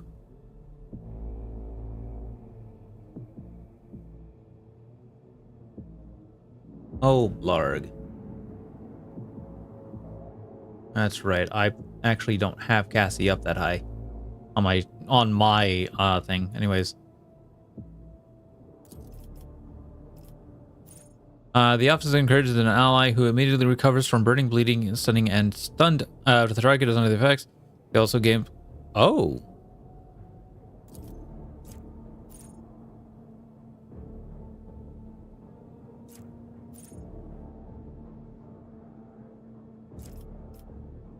I like that.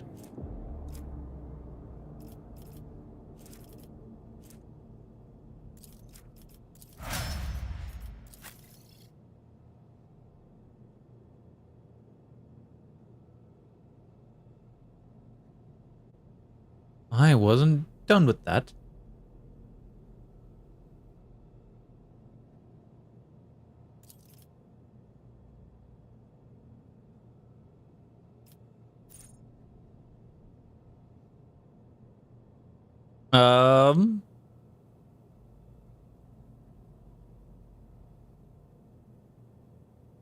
Oh, it's this ability. Okay.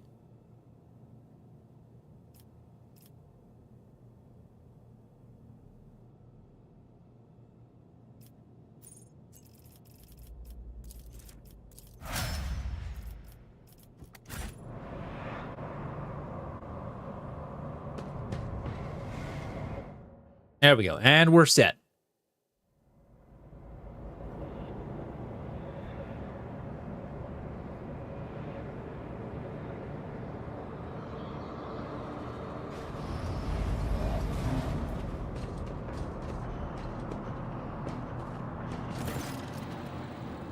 Marazai jerks his head up when you appear. His already gaunt face is tightly wrapped in pale gray, parchment-like skin.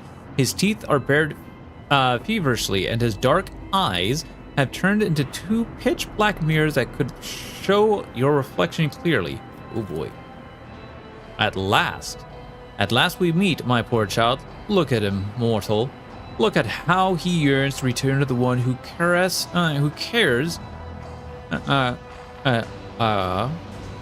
carries his kind reject so stubbornly. Come, child, follow my voice, and my prince will grant you all the bliss and torment in this universe.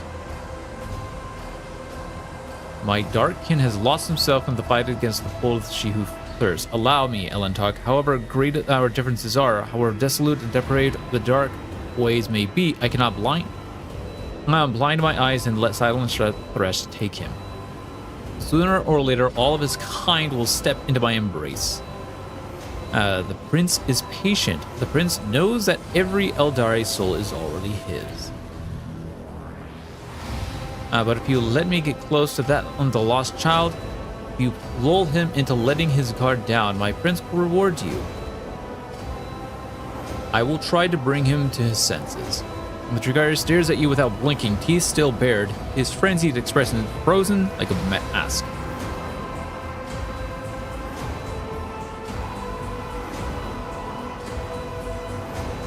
This unit has received a sign from the Omnissiah. The transfer plate upon which the Xenos has so short-sightedly made his lair can be reconfigured to send a short discharge on the motive force. This unit can use it to impart a modicum of reason to this crazed creature.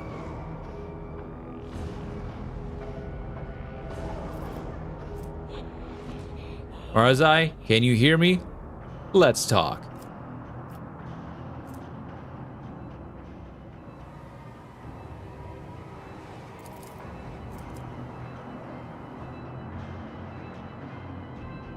Your confident voice reverberates through the metal room. The Drukari blinks, then blinks again. The mirror-like surfaces of his eyes seems to ripple, as if something else is beginning to surface apart from the soulless reflection, something vaguely resembling awareness. Look closely. Lore warp successful. How many disjunctions did you survive in Kamara, Marazai? The warp is powerless as long as you refuse to let it take hold of you. Master yourself. Your words appear to have reached Marazai's mind. He shakes his head and closes his eyes. Then you watch him take a deep breath and relax his shoulders ever so slightly.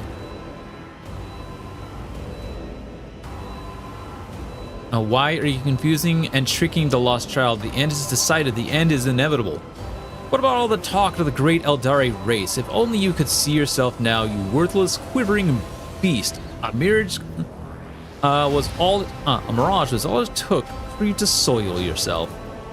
Marazai blinks and his eyes ignite with a familiar look of fury and wounded pride. I will rip out your tongue and make you swallow it piece by piece along with your own teeth.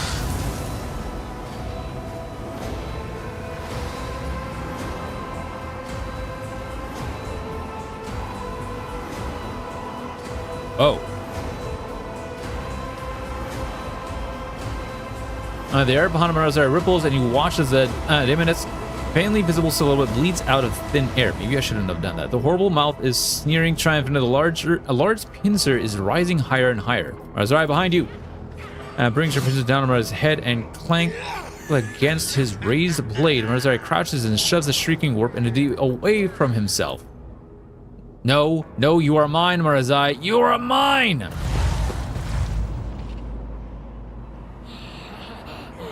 Grovel before the true power of humanity. Oh, dear God. Okay. Oh, my enforcers have been taken. No!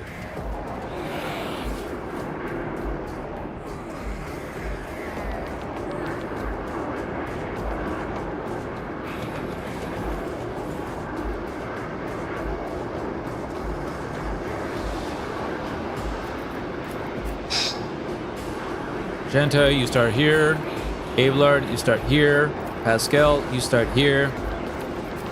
I'm going to corral into this corner here. Oh. Check that. Argenta. No, here.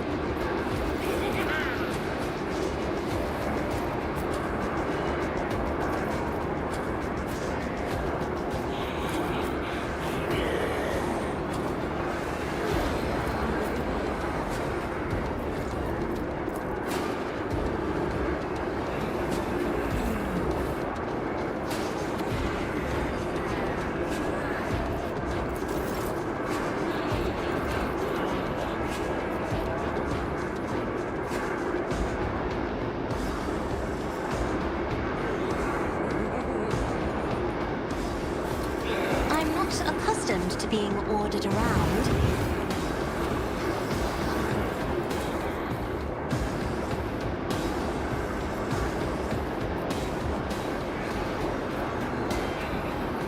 If I may.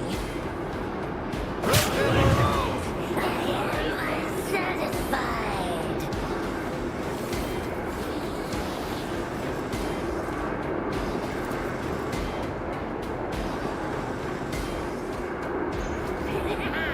I am a navigator, not a servant. Agony.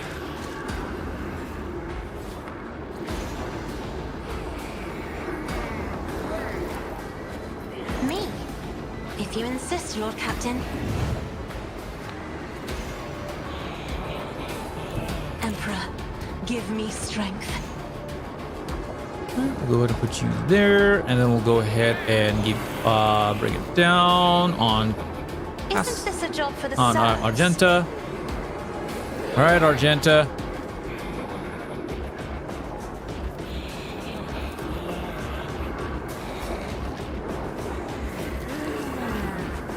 I'll do it.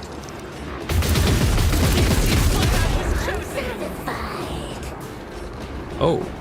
Oh, I could have actually gotten this. Probably moved over here a little bit. That way I would have been able to get all four of them. Oh, well, it's fine.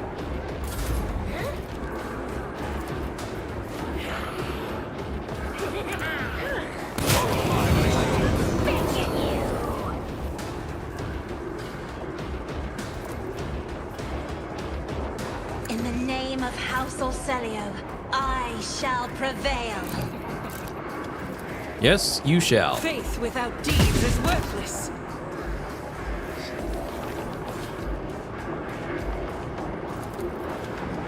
As the Emperor commands, you, my Emperor.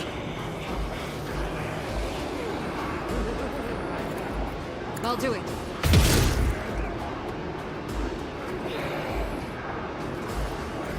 Oh my God. Justice for the weak. This is why I was chosen.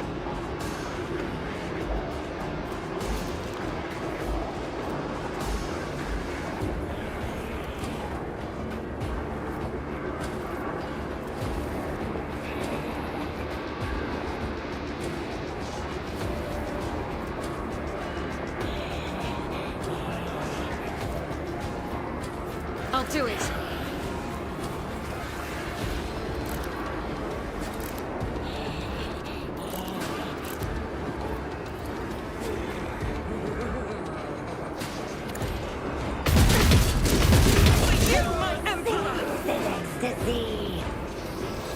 Faith without deeds is worthless.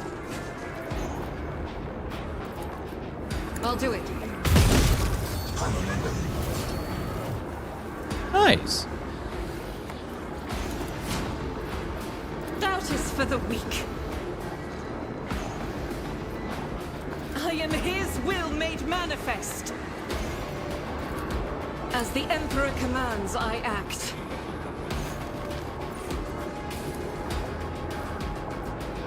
Faith without deeds is why I was chosen. I'll do it. My soul sings in ecstasy. As the Emperor commands. I'll do it. I will not. satisfied. As the Emperor commands, I act.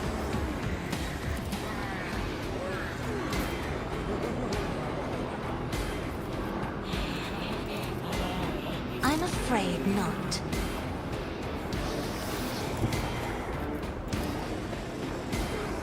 Be careful not to cross my gaze. Alright, put that put there.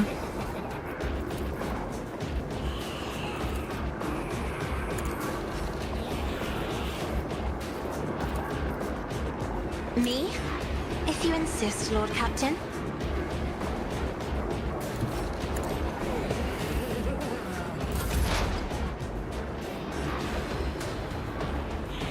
Awesome.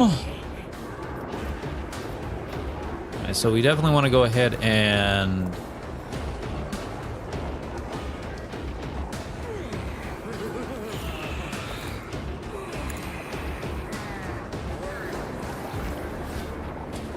let's start with that.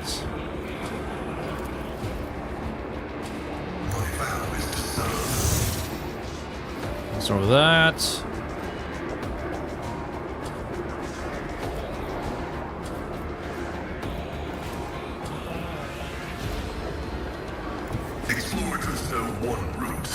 There. Analyze you. Wow, up to 5. I like it. And then we go ahead and joint analysis. And then we get out of there.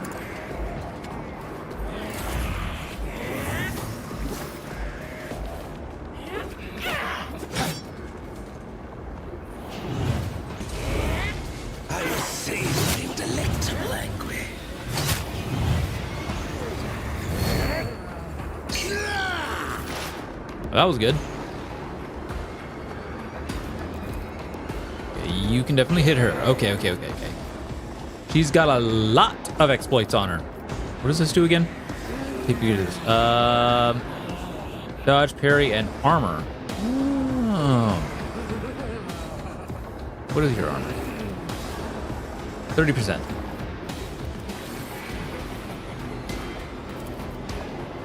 If it serves your cause. I am not your Xenos pet, Monarchy.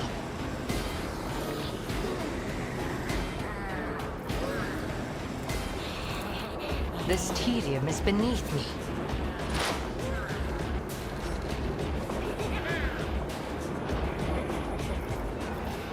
I understand your intent.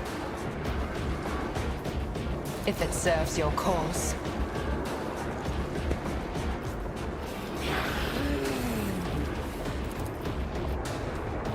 And boom.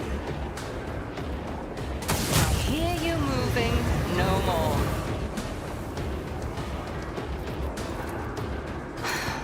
If I must. Ancestors, guide me! Don't know what's going on there. Might be bugged. Give in to sensation!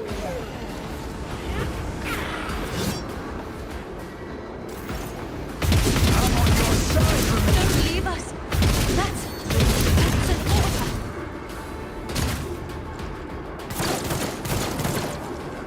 Fire delights beckon you!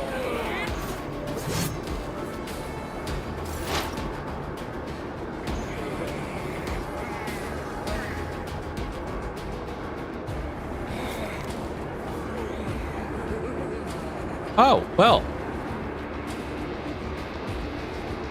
Cassia, Abelard, and yeah. Okay, good thing. Yeah, and wow, 3. Yep.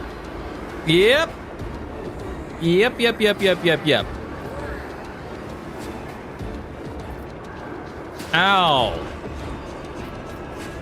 You know, that hurt. That really hurt.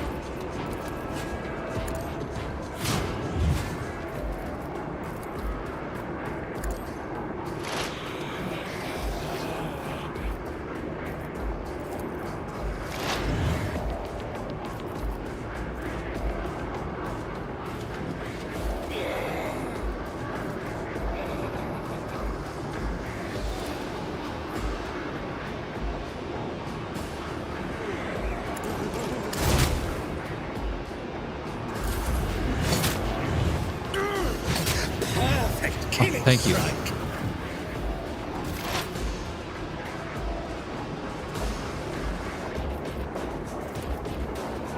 If it serves your cause.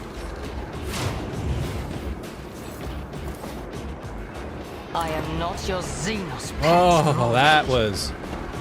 Oh, need something to drink? Sure, I can drink some. I can sip on some for another after the next 2 hours. My last beer.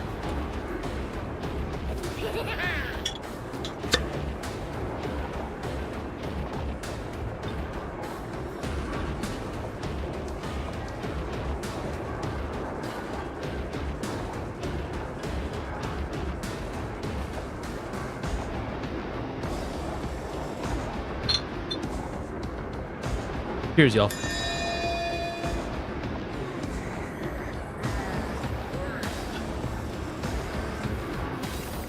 Okay. Airlet. Take this son of a bee out.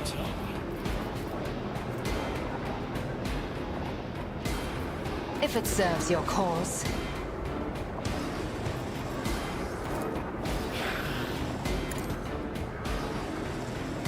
Deal death with my hands. They're gone, Z, gone, but still lurking at the threshold. Keep watch. I can hear their whispers. How do Monkey bear them for days and days on end? You hear genuine confusion in his voice. You will hear these whispers every time the Void Vessel travels beyond the Veil. Learn to accept this, find an anchor for such times, or lose yourself. An anchor? A Surian? That is for those who seek to delude themselves with the false limitations. As long as I have victims in plentiful of supply, I won't let Silent Rush claim me.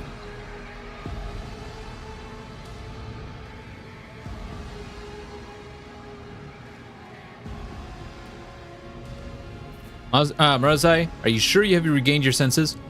I forgot myself for a moment. Nothing more. Your presence is causing me a great deal of grief, Xenos. Your kind stepped beyond the veil with nothing but your crude technologies and praise to deaf God. Can you expect those such as I to rely on such paltry protection from the terrors of the she who thirsts? Throne's sake, Lord Captain, why are you even listening to him? That there Xenos is worse than a wild beast. How can a ship that sails in the God Emperor's light allow one of his enemies to act like the enemy, act like he's master here? The living meat that serves you talks too much. They would, however, make for perfect playthings. I need strength in order to suffer through your oafish voyages beyond the veil. If I don't obtain a source of such sustenance, Silent Thresh will only keep testing my limits. Lord Captain, the officer has a point. If things continue...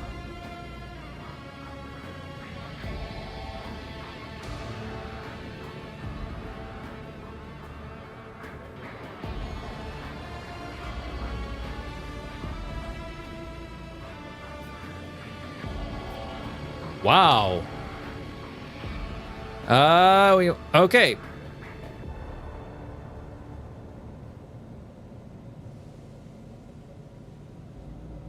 I forbid you from moving about the ship unsupervised, and from here on out, you will be kept under lock and key during warp jumps. The alternative is death. The choice is yours.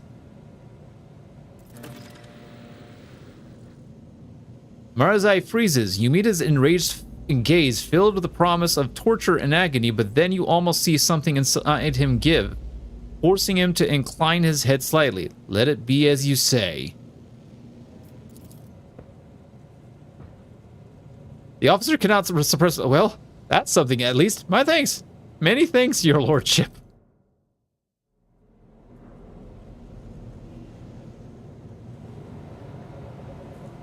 Huh.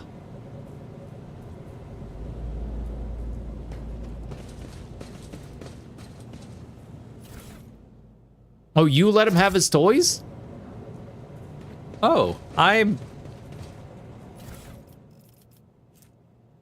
the warrior gains an additional stratagem ability. All allies in this target a combat area instantly reload their weapons after each attack made by them until the start of the wearer's next turn. What?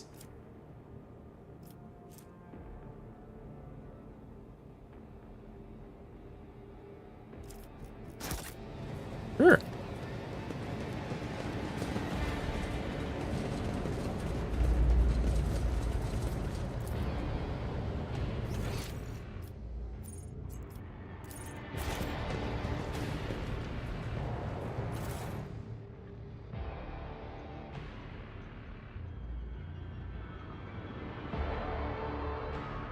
Yeah, he'll be given a specific part of the ship where crew who break the rules are sent to be hunted by Marazai.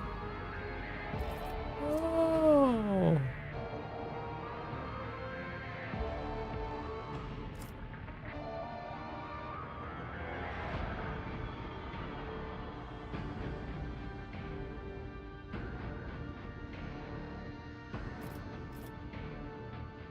Oh, well, I didn't think about that one.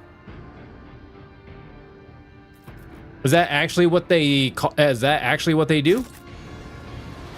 I always have a backup plan. Oh.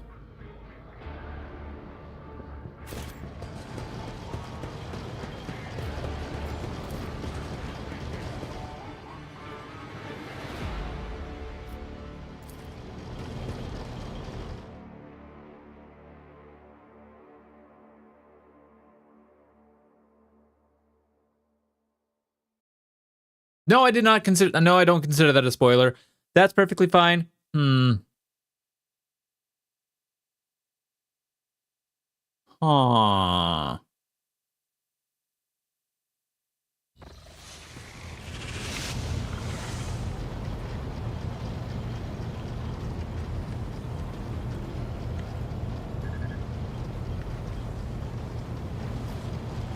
No, it's like, if it's not story-wise, I'm fine. I'm fine with it.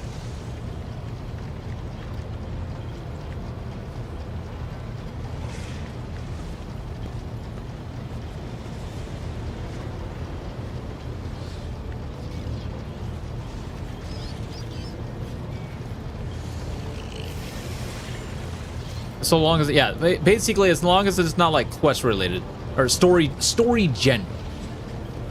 Yeah. Now you're making me want to actually, now you're making me want to reload and go through that entire fight again.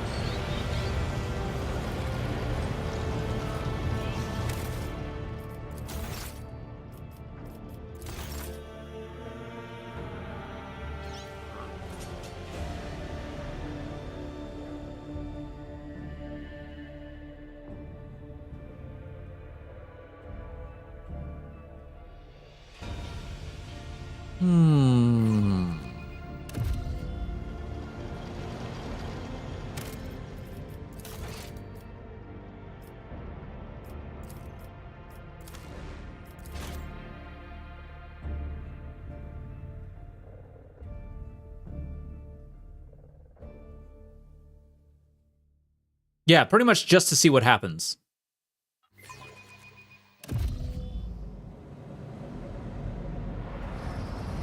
Let us not dawdle.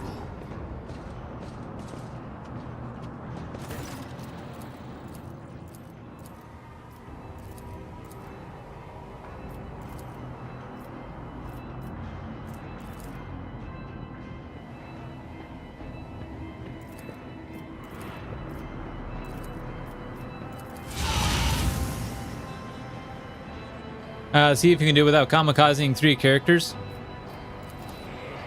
I did not kamikaze 3 characters. I will exterminate every last one of you. You dare cross the faithful? What happened was Argenta got taken over and murdered 3 characters.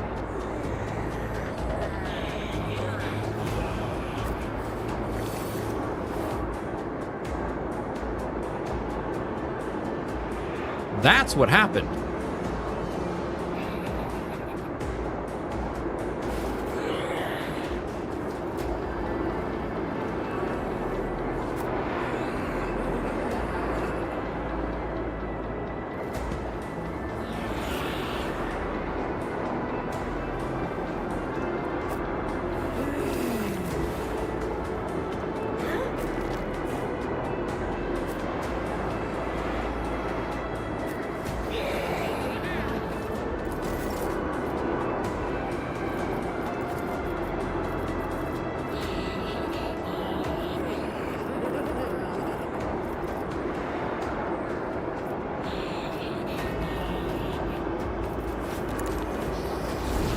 That's probably the worst possible one to get taken over, except for Cassia, maybe.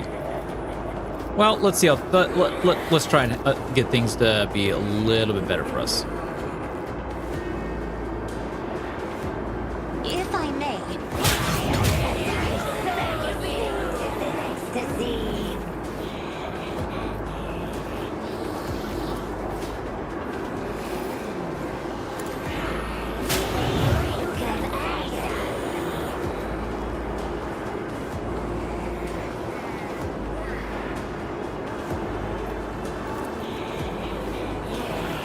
Me? You insist, Lord Captain? I am unsatisfied. I'm not accustomed to being ordered around.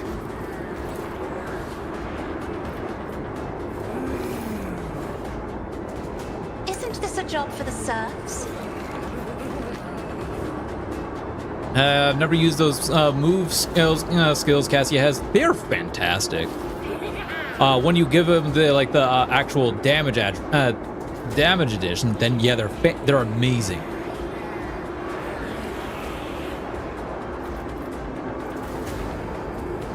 Waking Nightmare, Lidless Stare. Yeah. There's also get back in the fight. Me? If you insist, Lord Captain.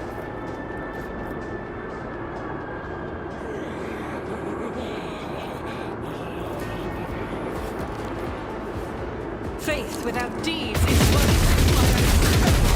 Satisfied.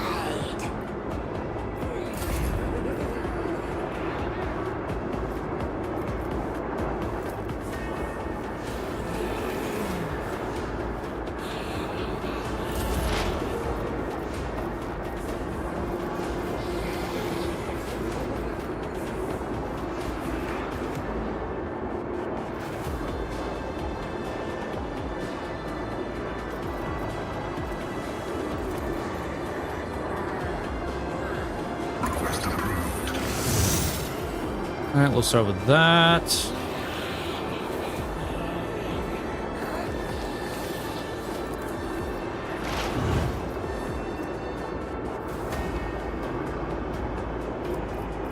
Go with that.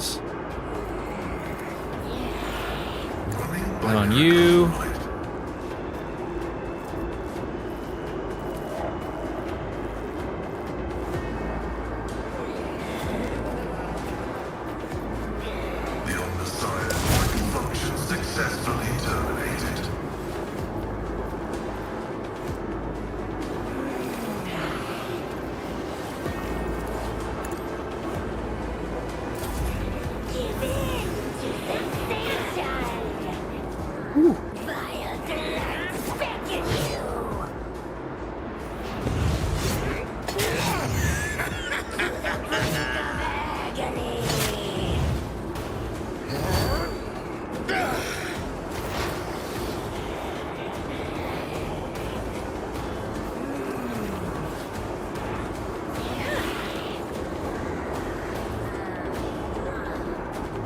Ah, crap. Alright, so you're a character I'm gonna need to take care of, like, now. Then it's gonna be... Okay, so then it's you.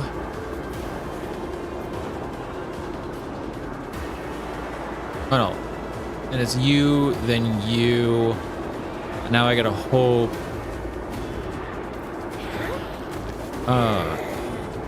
Okay.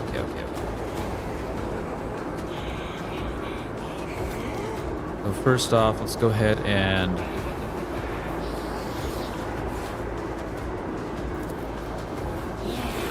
Out of sight. Okay, so we had to analyze you.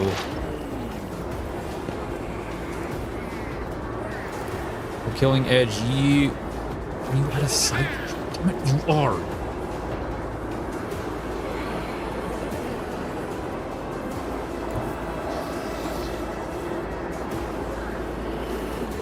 Alright, let's actually save here. I approach the designated position. Alright. If I must. Didn't kill her, that's not good. Oh, because I forgot to do some stuff. Whoops.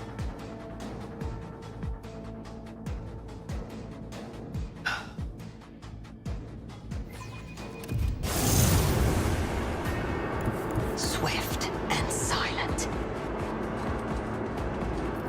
I am not your Xenos pet, monkey.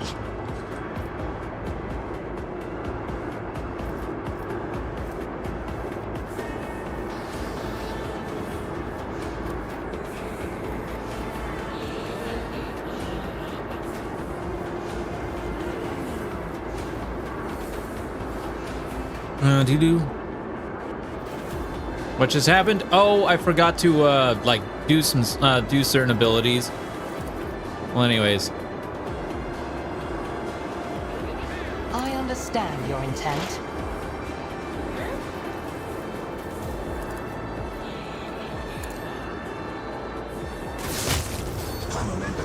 Okay, awesome. Ooh, oh, this is great. This is great then.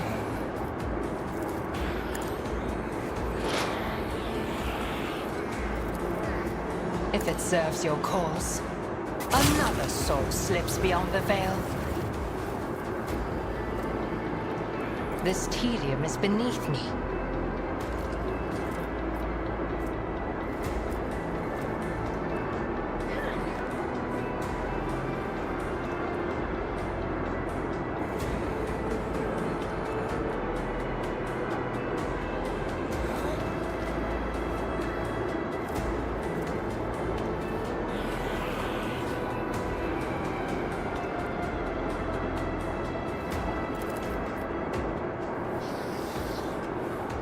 My heart sings with the thrill of battle. Awesome.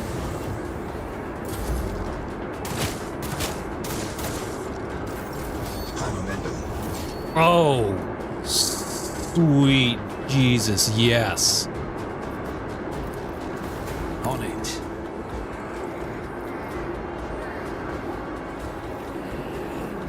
Oh, this is gonna be great. Who if not me?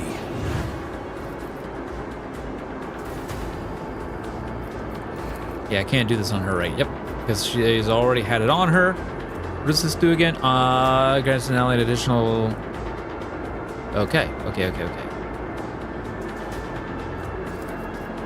I'll make it happen.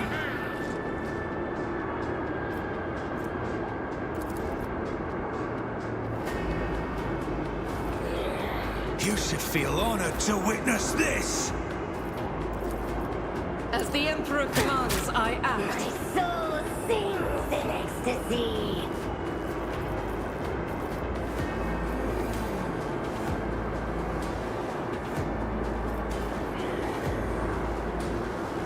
Oh, what did I fire last? Crap, chat. What did I fire last? I don't remember. Oh, well, actually, it doesn't matter.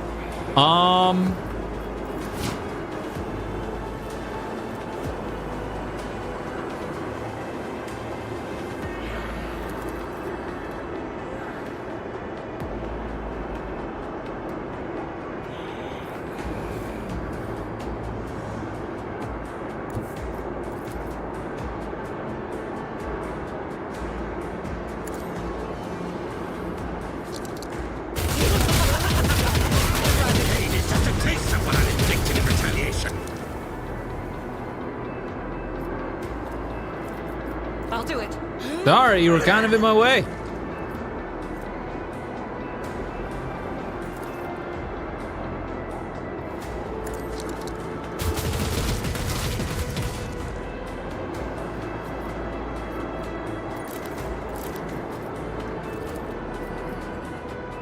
As the Emperor commands, none can escape the Emperor's judgment. Oh, I forgot to make a save.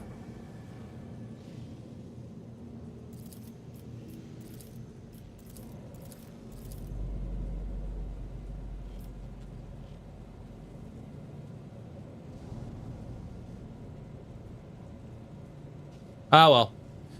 I shall grant you hunting grounds, Marazai, but a bathe on the lower decks. You can do whatever your heart desires down there, but you are not to leave its bounds during war jumps.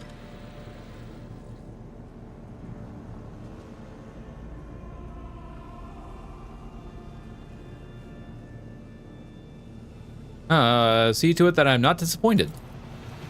If I begin to run out of sacrifices, I think your servants will be too terrified of becoming my next plaything to perform their duties adequately. That well-fed monkey on the ship's bridge, the factotum, I think he will solve the meat supply problem if it arises. Your lordship? The meat is too loud. Control yourself. As always, next time.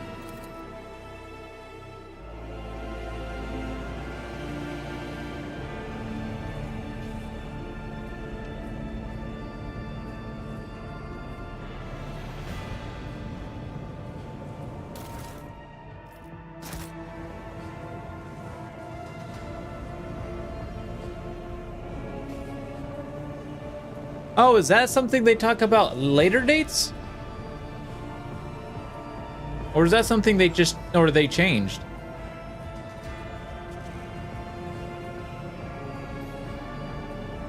Oh.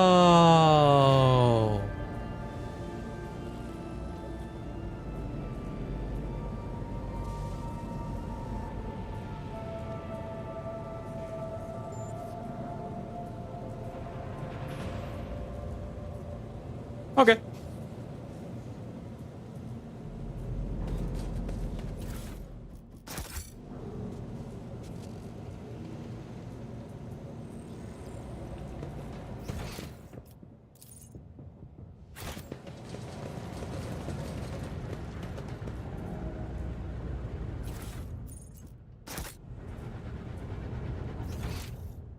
Rise to the top. Works for me. Get left in the dust.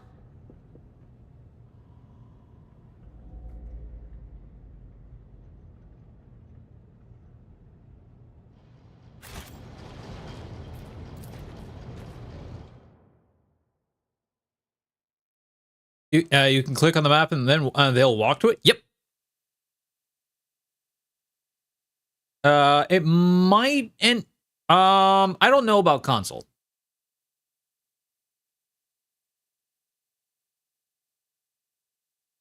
I'm not sure if the console has that feature, but so far it is a PC thing.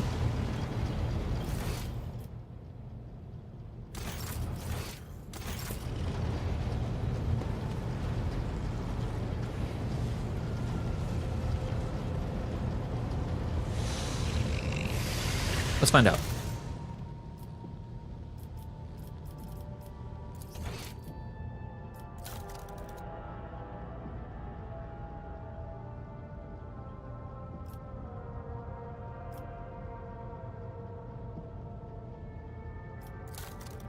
Damn, I can't actually switch. Okay. Looks like I am not able to actually switch between controller and mouse and keyboard while in game. I and my attention are yours.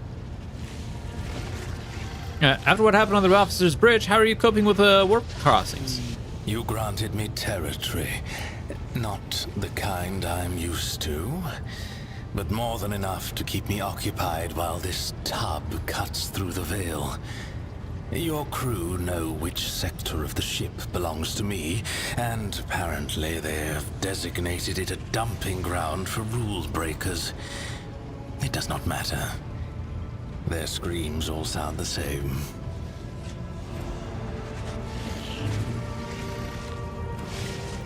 Since the first time, I've been slowly acclimatizing to voyaging through the Veil. Only Meng Qi could have conceived of such a suicidal method of galactic travel. However, it is novel and exhilarating. At least now I know what I'm facing, and consequently, I will find a way to withstand it.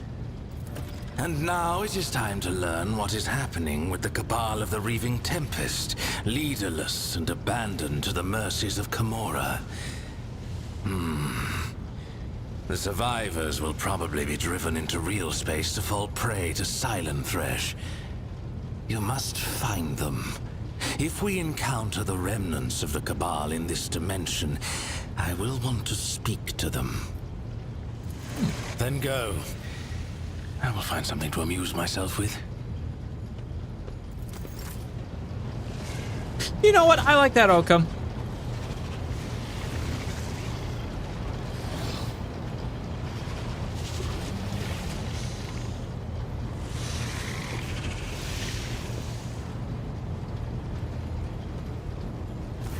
Greetings. Well, I mean, like, hey. Also, kind of ironic for Iconoclast to go with that option. That is also very true as well.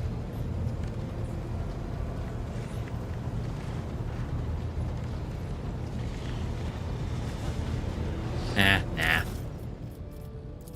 I don't want him.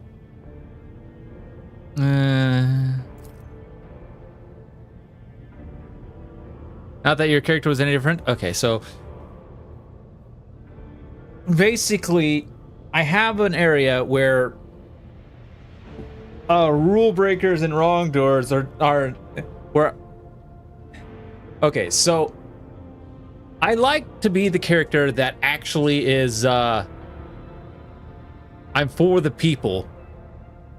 I have my niceties, but I also have to have my stern and strict and maniacal side, because someone fluffs up badly, guess what?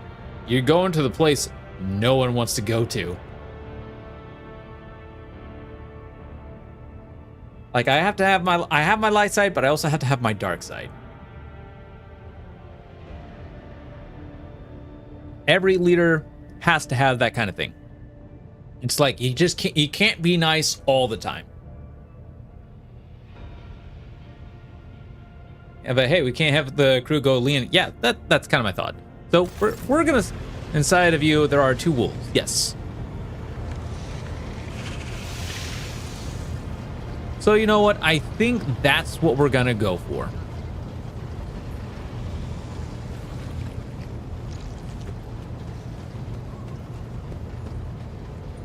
Let us raise our cup. Find my... Not everyone is... Should what I... Fenris...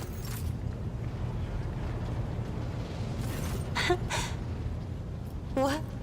Right here? Doing this in full view of everyone? It is unseemly.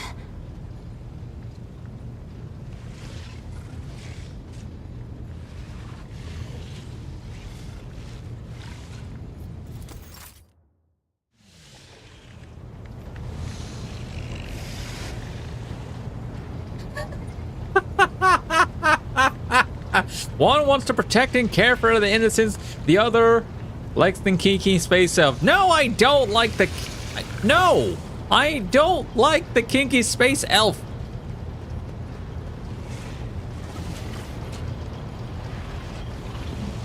In all honesty, at this point, I actually almost would just straight up kill him. However,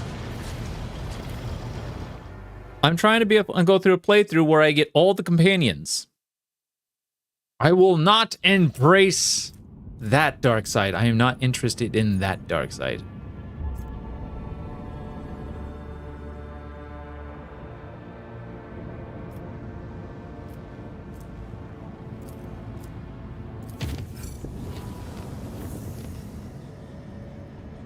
Uh-oh.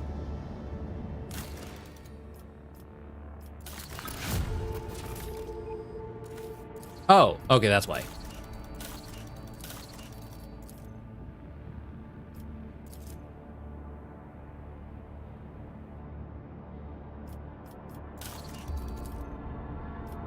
Ah, that's...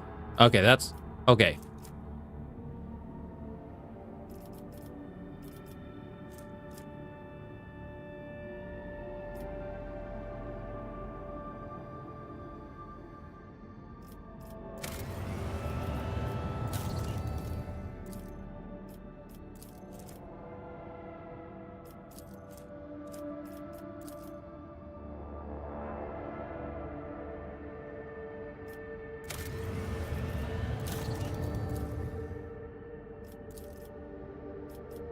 Oh, I need to get that up. Ah! I'm always confused when games do that -2 profit factor lost. 2 negatives in 1 sentence. Yeah, that is a little weird, isn't it? Then wouldn't that make a positive? No, that would just be 0.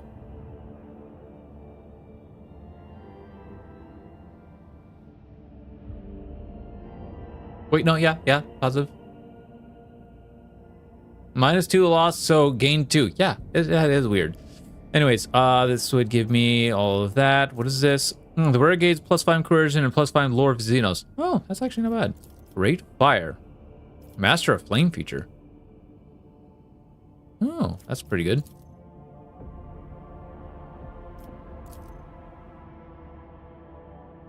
Really?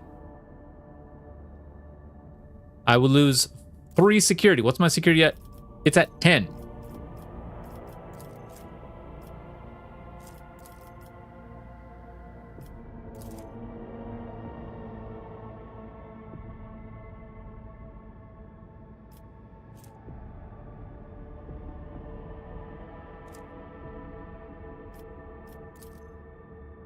Wow.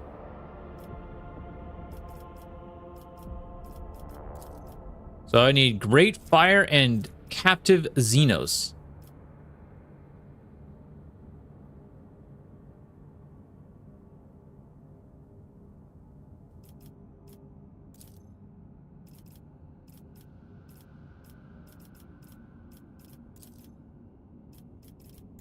But in order to do Xenos Intoxicant... No. Secret Lair? Wait. Who does Captive Xenos? Fully ammunition?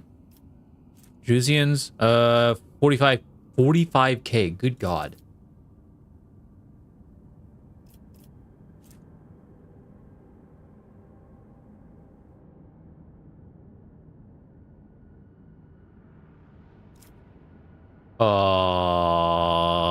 Sure.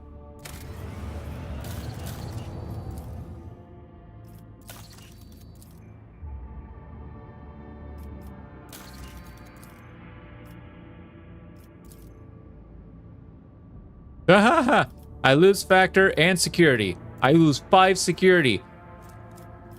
Why do I gotta lose 5 security for that?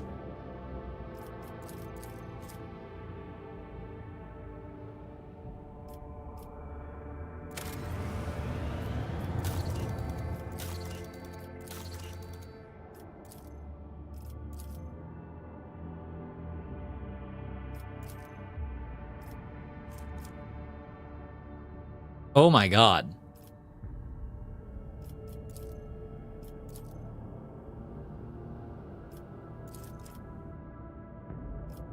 What's my complacency? Ah! I don't like that.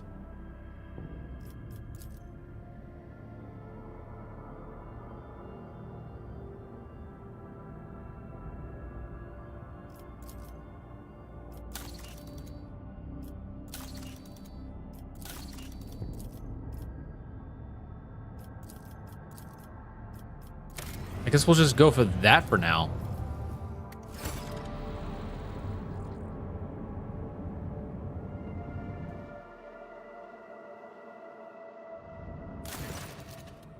Well, the kind of the Crucible's great sculpting is underway. Foulstone is being transformed right before our eyes into a fertile world with lush groves and clean water. However, there is evidence that the Crucible also created humans. From the mouth of the relic came several thousands of people who, speaking on archaic form of low Gothic, demanded to be given orders. Interesting. How dangerous is touch? They do not appear to pose a threat. What do my officers think? And they were born by the relic of Saint Cognitius, which means they please the Emperor. We have to remind people of it. Arrange a public ceremony. Why don't you make the first move and assemble a mighty force from these touched ones? If they are so obedient and diligent, then they will make fine troops. Assign a loyal commander to each squad to keep an eye on them. And these strange people will turn from a threat into a mighty defenders of the Imperium. Lack of will, registering a high probability of a manufacturing failure.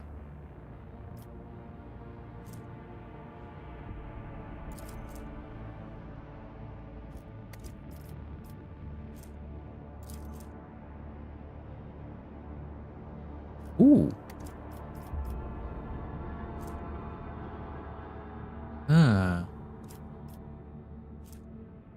I gained complacency and efficiency.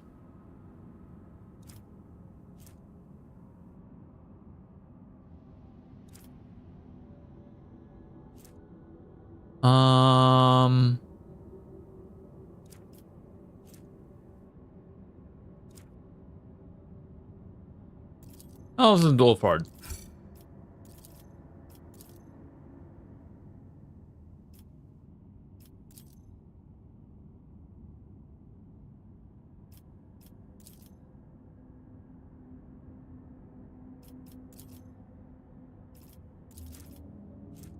All non-Xenos allies gain +5 bonus to all their characteristics and skills.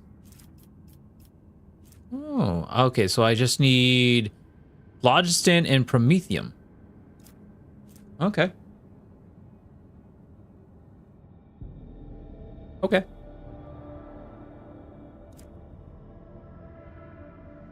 But again, a lot of security out of that too. For all colonies. Oh god, I think that's definitely what I'm going to end up doing.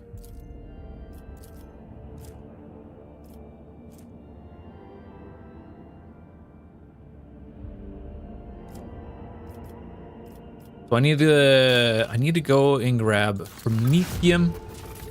Thank you.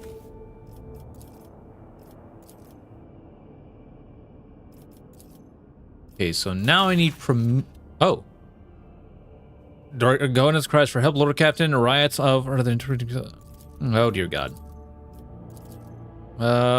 This group conveys that this is due to the fact that they're now ruined homes. So I found. Is there any reason to believe? Everybody, the small deviances in the creed give birth to the large ones, and the large ones to heresy.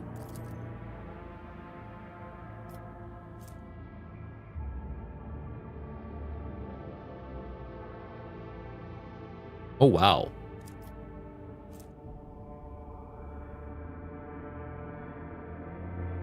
Can you please not write for 5 minutes? Right. Okay, what the hell is this? Patron of cults. Oh.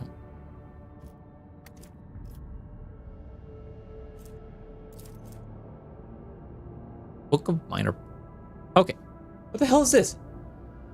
That's okay. Before I was able to like hover over that and it would give me a description of what it is. Now it's not doing that. Now I'm getting pissed. Can you tell?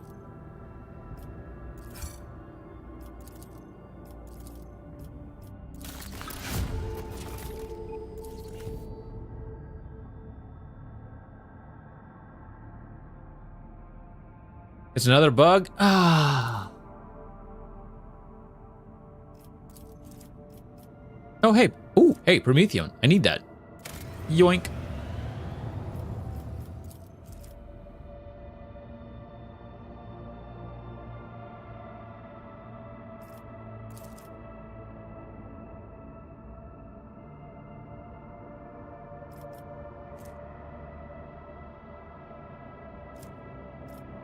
Oh, 10% chance to hit to critical hit chance with macro cannons. Ooh, nice.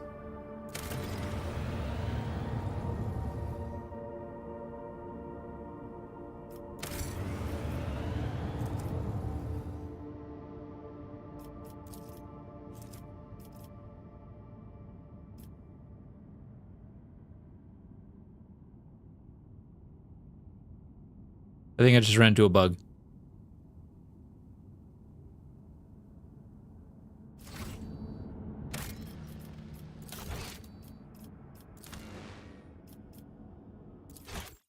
I just ran into a bug.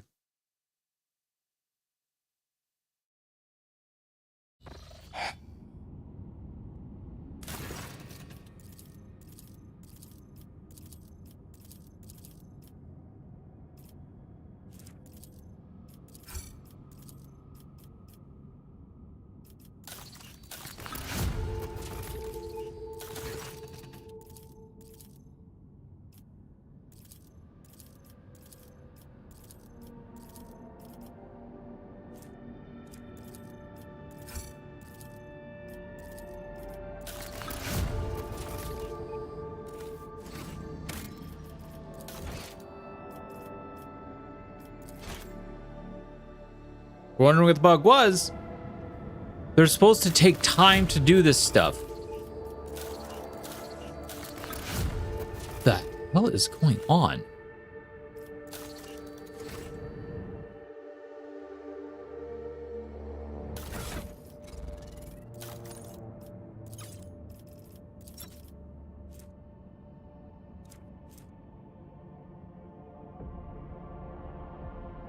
The rower cannot use psychic or navigator powers.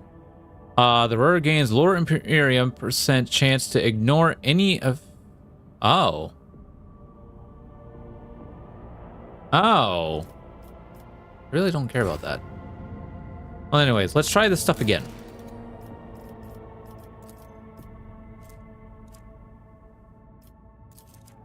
Okay, blocks Holy Defenders, blocks Sacred Comet.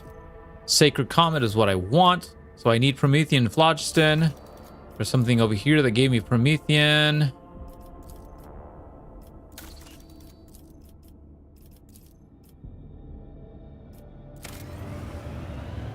That's what it's supposed to do.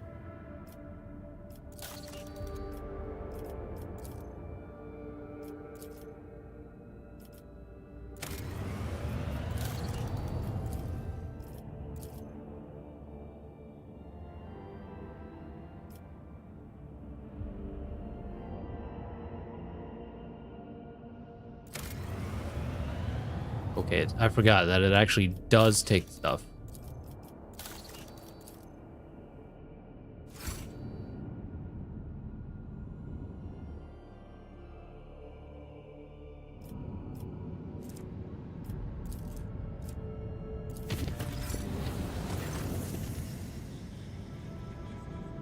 There's a message. Our enforcers have arrested a dangerous saboteur who attempted to gain entry onto the bridge. This incident may be worthy of your attention.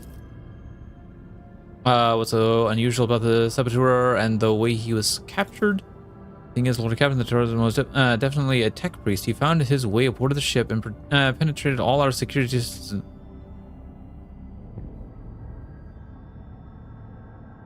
Chat, I need to get going. Apparently my thing messed up. And my battery's all going, my power's going all haywire. I'm gonna have to call it a stream, so I don't know what's going on. So, my battery supply decided to say, hey, I need to do something, so I'm gonna have to call it a stream. A little early, unfortunately, but anyways,